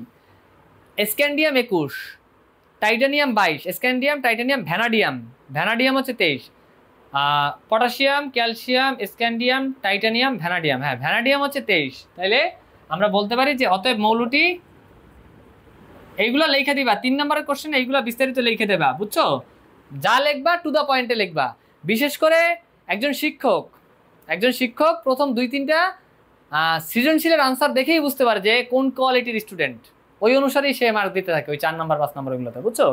তো দেখো অতএব মৌলটি ভ্যানাডিয়াম 23। তাহলে এখন যেহেতু বলছে ইলেকট্রন বিন্যাসের মাধ্যমে, তাহলে আমাদেরকে অবশ্যই কিছু পারি আর না পারি ইলেকট্রন বিন্যাস করতে হবে। তাহলে ভ্যানাডিয়াম 23-এর যদি ইলেকট্রন বিন্যাস করি আমরা, ইলেকট্রন বিন্যাসটা দাঁড়াবে হচ্ছে 1s2 2s2 2p6 3s2 3p6, কয়টা হইলো? 2 4 10 12 18। তাইলে এখন 4s2 তো আগে যাবে, আগের ক্লাসের লেকচার অনুসারে আমরা জানি। তাইলে এখন কত হইলো? 20। বাকি থেকে কয়টা? বাকি থেকে 3টা। তাহলে 3d3। এটা কিভাবে হয়েছে আমরা আগের ক্লাসের কনসেপ্ট থেকে সেটা জানি আমরা, আলহামদুলিল্লাহ। ঠিক আছে, তো এখন বিষয় হলো দেখো এই ক্লাসের লেকচার অনুসারে আমরা তো কনসেপ্ট ফুল ক্লিয়ার। সর্বশেষ সর্ববহিষ্ঠ স্তরের প্রধান শক্তি স্তর হচ্ছে কোনটা? 4। সেখানে এস অরবিটাল আছে এবং তার আগে একটা আমরা দেখতেই পেয়েছি যে 4 প্রধান যে এটা আছে, মানে প্রধান যে শক্তি স্তর আছে সর্ববহিষ্ঠ স্তরের, সেটা হচ্ছে 4 এবং সেখানে এস অরবিটাল আছে এবং তার আগে একটা কি আছে? ডি অরবিটাল আছে। এখন তাইলে আমাদের ওই যে এস অরবিটাল ইলেকট্রন সংখ্যা প্লাস ডি অরবিটাল ইলেকট্রন সংখ্যা 3 নাম্বার নিয়মটা প্রযোজ্য হবে। তাইলে আমরা এখানে কি বলতে পারি যে অতএব ভ্যানাডিয়াম 23-এর তার আগে ওয়েট, তার আগে বাবার আমরা পর্যায় নাম্বারটা বের করি। পর্যায় নাম্বারটা তো বের করা খুবই সহজ, জাস্ট একটা নিয়ম। সেটা কি, সর্ববহিস্থ যে প্রধান শক্তি স্তর সেই নাম্বারটাই পর্যায় নাম্বার। তাহলে সর্ববহিস্থ যেই আছে সে কে, সর্ববহিস্থ যে স্তর আছে সেই স্তরের প্রধান শক্তি স্তর কে 4। তাহলে অতএব ভ্যানাডিয়াম 23-এর পর্যায় নাম্বার তোমরা এইভাবে লিখে দিবা যে আমরা জানি যে পর্যায় নাম্বার বের করার নিয়ম অনুসারে সর্ববহিস্থ স্তরের যে প্রধান শক্তি স্তর তার নাম্বারই হচ্ছে পর্যায় নাম্বার কোনো মৌলের। তোমরা এই লাইনটা লিখে দিবা। এই লাইনটা লিখে দেওয়ার পর লিখবো যে অতএব ভ্যানাডিয়াম 23-এর পর্যায় নাম্বার 4 আর গ্রুপ নাম্বার, তারপর লিখবো যে গ্রুপ নাম্বার বের করার ক্ষেত্রে আমরা জানি যে অতএব এইভাবে দিতে পারো যে যদি তোমার সর্ববহিস্থ শক্তি স্তরের প্রধান শক্তি স্তরে এস অরবিটাল থাকে এবং তার আগে যদি ডি অরবিটাল থাকে তাহলে আমরা জানি যে তোমার গ্রুপ নাম্বারটা হবে এস অরবিটালের ইলেকট্রন সংখ্যা প্লাস ডি অরবিটালের ইলেকট্রন সংখ্যা। ঠিক আছে, তাহলে এইটুক নিয়ে খেলা হবে গ্রুপ নাম্বার বের করার সময়। অতএব ভ্যানাডিয়াম 23-এর গ্রুপ নাম্বার 2 + 3, দ্যাট মিনস 5। এটা একটা আনসার, এটা একটা আনসার, 4 এবং 5। পর্যায় নাম্বার 4 এবং গ্রুপ নাম্বার 5। দেখি তো আনসারের সাথে মিলাই। তোমার হচ্ছে পর্যায় নাম্বার 4, গ্রুপ নাম্বার 5। হ্যাঁ, আলহামদুলিল্লাহ আমাদের ম্যাথ হয়েছে। এবার আমি ঘ নাম্বারে চলে যাব। আমি আশা রাখছি যে সব ক্লিয়ার বোঝা যাচ্ছে। হ্যাঁ, সকল কিছু ক্লিয়ার বোঝা যাচ্ছে। এবার আমি যে কাজটা করব সেটা হচ্ছে তোমাদের ঘ নাম্বারে চলে যাব।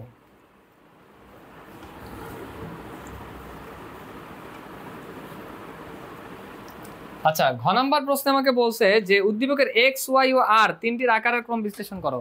দেখো গভীর মনোযোগ দাও। ঘ নাম্বারে বলছে এক্স, ওয়াই ও আর, এক্স, ওয়াই ও আর, হ্যাঁ, মৌল তিনটির আকারের ক্রম বিশ্লেষণ করো। আকারের ক্রম বিশ্লেষণ করো। খেয়াল করো বাবারা, সেটা হচ্ছে এখন আকার বাইর করার জন্য অবশ্যই আমাদেরকে কি করতে হবে, ইলেকট্রন বিন্যাস বাইর করা লাগবে। হ্যাঁ, তবে মৌলগুলোর পরিচয়গুলো আগে লিখে দিতে হবে। ঠিক আছে, মানে কোশ্চেন যে সৃজনশীল কোশ্চেন কিভাবে লিখতে হয় তা আমি মনে প্রাণে বিলিভ করি, তা তোমরা সবাই পারবে ইনশাআল্লাহ। ঠিক আছে, কারণ অনেক বছর ধরে তোমরা করে আসতেছো। তো দেখো এখানে এক্স এর বলছে কি, এক্স এর পারমাণবিক সংখ্যা 17। তাহলে 17 কার? ক্লোরিন।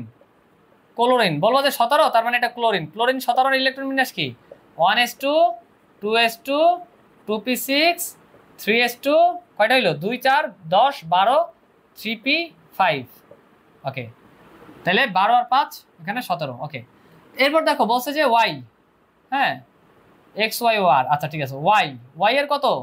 ওয়াই এর হচ্ছে 20। এই 20 হচ্ছে ক্যালসিয়াম 20। তাহলে চলো ইলেকট্রন বিন্যাস করি। আচ্ছা, তাহলে দেখো এর আগে আমরা করি, পর্যায় নাম্বার বের করি। এটার পর্যায় নাম্বার কে? সর্ববহিস্থ শক্তি স্তরের প্রধান শক্তি স্তর কত? 3। তাহলে পর্যায় নাম্বার হলো 3।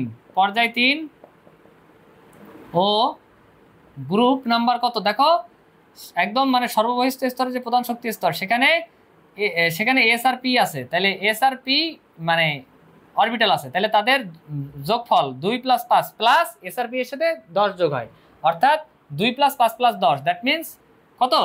17। তাহলে গ্রুপ নাম্বার 17। ওকে, ক্যালসিয়াম 20। ক্যালসিয়াম 20 হচ্ছে, তাহলে চলো ইলেকট্রন বিন্যাস করি। 1s2 2s2 2p6 3s2 3p6। তাহলে কয়টা হলো? 2 4 10 12 18 আর হচ্ছে 4s2। এখানে 3d2 না হয় কেন 4s2 হইলো, এটা কিন্তু আমি আগের লেকচারে খুব ভালোভাবে ক্লিয়ার করে দিছি। তোমরা সবাই আগের লেকচার সম্পূর্ণটা দেখে এরপর এই লেকচার করতে আসবা। আমি আগেও বলছি, এখনো বলতেছি।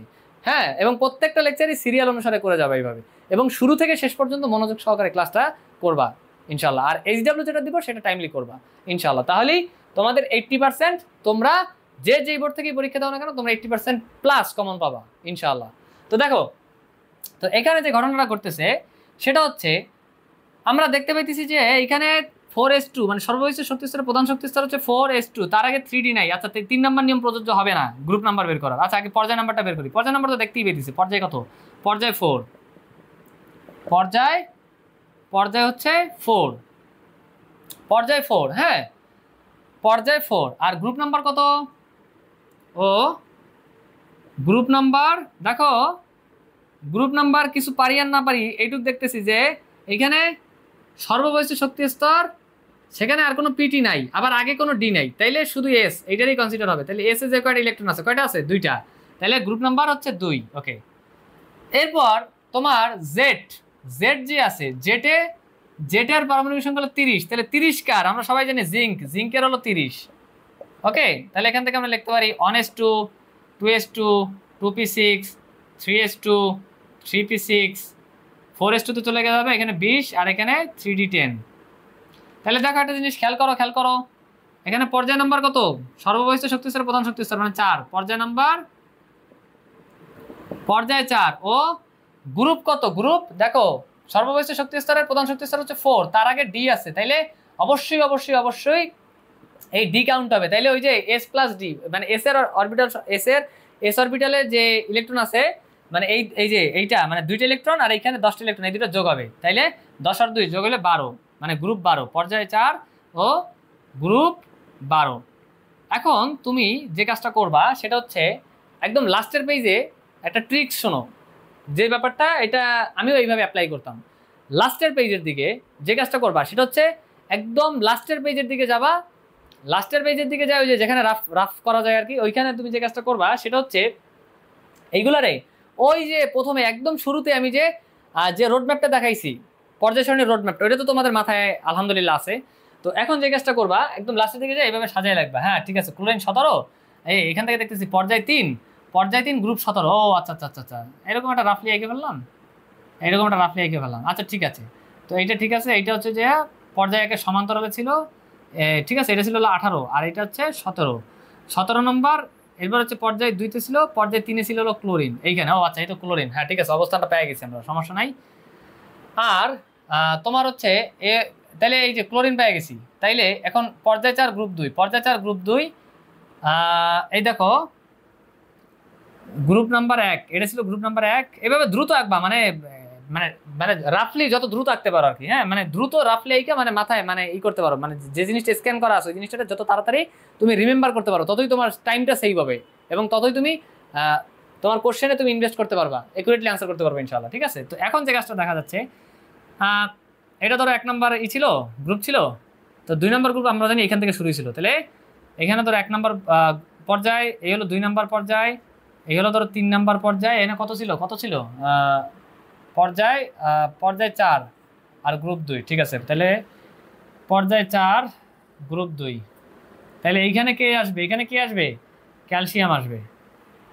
ঠিক আছে, আর পর্যায় 4 গ্রুপ 12, তাহলে পর্যায় 4 গ্রুপ 12 মনে করো যে এই যে এইখানে ছিল গ্রুপ 12, খেয়াল আছে? ওই যে আমি 3 থেকে 12 এরকম dot dot dot dot dot dot দিয়ে বুঝাইছিলাম। তাইলে একটা জিনিস খেয়াল করো, এখন আমরা জানি যে বাম থেকে ডানে গেলে আকার ছোট হয়, তাহলে এখান থেকে আমরা এমনিই বুঝতেছি যে তুমি এইভাবে এক্সপ্লেন করে দিবা যে বাম থেকে ডানে গেলে পরমাণুর পারমাণবিক ব্যাসার্ধ কমে, কারণ কি নতুন শক্তি স্তর যুক্ত হয় না, কিন্তু ইলেকট্রন ও প্রোটন এরা সমান হারে বাড়ে এবং যে কারণে আকর্ষণ বৃদ্ধি পায়, যে কারণে পরমাণুর আকার ক্ষুদ্র হয়। এটা তোমরা লিখে দিবা খাতায়, ঠিক আছে, এলাবোরেটলি বিস্তারিত, যেহেতু এটা ঘ নাম্বার কোশ্চেনের আনসার করতেছি, এগুলো বিস্তারিত আগে লিখে দিবা। হ্যাঁ, এগুলো বের করে বিস্তারিত লিখে দিবা, ইলেকট্রন বিন্যাস দেখাবা এবং এইভাবে লিখবা। তাইলে ক্যালসিয়াম অপেক্ষা জিঙ্ক যে সাহেব আছে, দেখো জিঙ্ক ক্যালসিয়াম অপেক্ষা কি? ক্যালসিয়াম অপেক্ষা জিঙ্ক ছোট, ওকে। আর ক্লোরিন তো আছে একেবারে উপরে, এর সাথে কোনো এই দেখো পর্যায় 3, তাহলে পর্যায় তিনে আমরা জানি এই অনুসারে কয়টা প্রধান শক্তি স্তরে কয়টা স্তর আছে? 3টে স্তর আছে।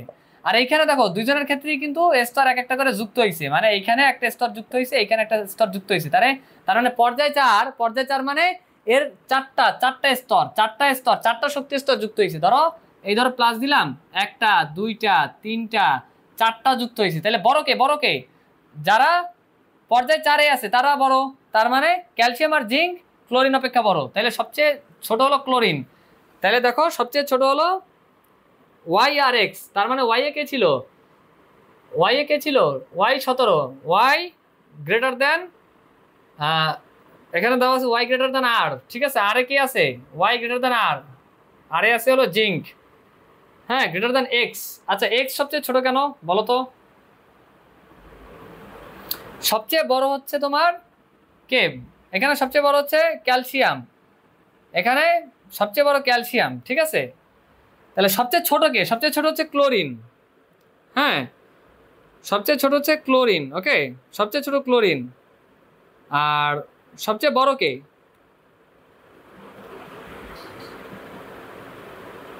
Calcium greater than zinc greater than chlorine, হ্যাঁ এক্স্যাক্টলি ক্লোরিন সবচেয়ে ছোট। এখানে একটু মিস্টেক হয়েছে, আমি তোমাদের এক্সপ্লেন করে দিচ্ছি। তাহলে দেখো যাদের পর্যায়ে 4, মানে আমার যে কনসেপ্টগুলোকে তোমাদেরকে বুঝাইছি আমি আলহামদুলিল্লাহ, সেগুলো সব ঠিক আছে, জাস্ট ওই একটা লেখায় মানে গ্রেটার দ্যান লেস দ্যান ওই চিহ্নের একটা সিলি মিস্টেক হয়েছে, সরি ফর দ্যাট। তো দেখো বিষয় হচ্ছে এখানে ক্যালসিয়াম আর জিঙ্ক এদের প্রত্যেকের পর্যায় নাম্বার কত, পর্যায় নাম্বার 4, মানে এদের সর্ববহিষ্ঠ স্তরে প্রধান শক্তি স্তর 4 মানে চারটা করে স্তর। তাহলে এরা অবশ্যই ক্লোরিনের থেকে বড় হবে, কারণ কি, কারণ ক্লোরিনে সর্ববহিষ্ঠ শক্তি স্তরের মানে কয়টা, 3টা, এই 4 নম্বর স্তরটা নাই, 4 নম্বর স্তরটা নাই। তাহলে সবচেয়ে ছোট কে, সবচেয়ে ছোট হচ্ছে কে, সবচেয়ে ছোট হচ্ছে ক্লোরিন, ঠিক আছে। আর সবচেয়ে বড় কে, সবচেয়ে বড় হচ্ছে তোমার ক্যালসিয়াম, কারণ কি ক্যালসিয়ামে পর্যায় 4, এরও পর্যায় 4, কিন্তু ক্যালসিয়ামে গিয়েছে 4টা, ঠিক আছে 4টা স্তর আছে বুঝলাম, কিন্তু জিঙ্কের ক্ষেত্রে যখন আসছে একদম ডানে চলে গেছে, অর্থাৎ এর প্রোটন আর ইলেকট্রন বাড়ছে কিন্তু শক্তি স্তর কিন্তু বাড়ে নাই, কারণ কি পর্যায় 4ই আছে এরা দুইজন, অর্থাৎ একদম সর্ববহিষ্ঠ স্তরের প্রধান শক্তি স্তরে 4ই আছে এদের, ঠিক আছে ওকে। অর্থাৎ অরবিট 4ই আছে বা শেল 4ই আছে বা প্রধান শক্তি স্তর 4ই আছে। তাহলে সবচেয়ে বড় হচ্ছে ক্যালসিয়াম, এরপর হলো জিঙ্ক, আর এর হচ্ছে যে তোমার কয়টা, 3টা। ক্লোরিনের কয়টা আছে, 1টা 2টা 3টা, অর্থাৎ এ হলো সবচেয়ে ছোট। তার মানে আমরা বলতে পারি সবচেয়ে বড় হচ্ছে ক্যালসিয়াম, তারপর গ্রেটার দেন জিঙ্ক, তারপর হচ্ছে ক্লোরিন। তাহলে আমি এখানে লিখে দিই, তোমরা নিচে লেখো সবচেয়ে বড় কে, সবচেয়ে বড় হচ্ছে ক্যালসিয়াম, সবচেয়ে বড় ক্যালসিয়াম, ক্যালসিয়াম গ্রেটার দেন কে, গ্রেটার দেন জিঙ্ক। আমি এই ঘর নাম্বার লেখাটা মুছে দিলাম, হ্যাঁ greater than zinc greater than chlorine, সবচেয়ে ছোট কে ক্লোরিন। আমি আশা করতেছি যে এই সৃজনশীলটা তোমরা পুরোপুরি বুঝতে পারছো, এবং যেহেতু আমরা বুঝতে পারছি এই সৃজনশীলটা আলহামদুলিল্লাহ, এখন এই টাইপের আমি একটা করে দিছি, এবং আমি মনে প্রাণে বিলিভ করি এই টাইপের যতগুলো সৃজনশীল থাকবে না কেন তোমরা নিজেরাই সেগুলা সলভ করতে পারবা ইনশাআল্লাহ, হ্যাঁ।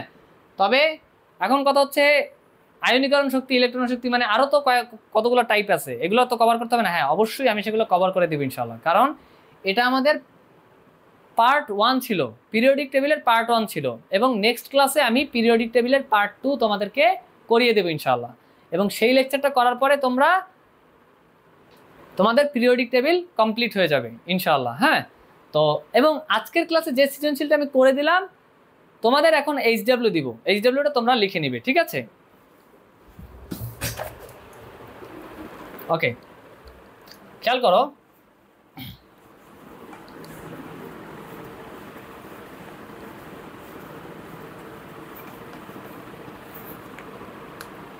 এইচডব্লিউ হলো সিডব্লিউ, আমি সিডব্লিউতে যা কিছু পড়াইছি ঠিক আছে সেগুলো রিভিশন দিবা, রিভিশন দিতে তোমাদের বড় জোর 20 মিনিট টাইম লাগবে, এখনই রিভিশন দিয়ে ফেলবা সিডব্লিউ এর পড়া, এইচডব্লিউ।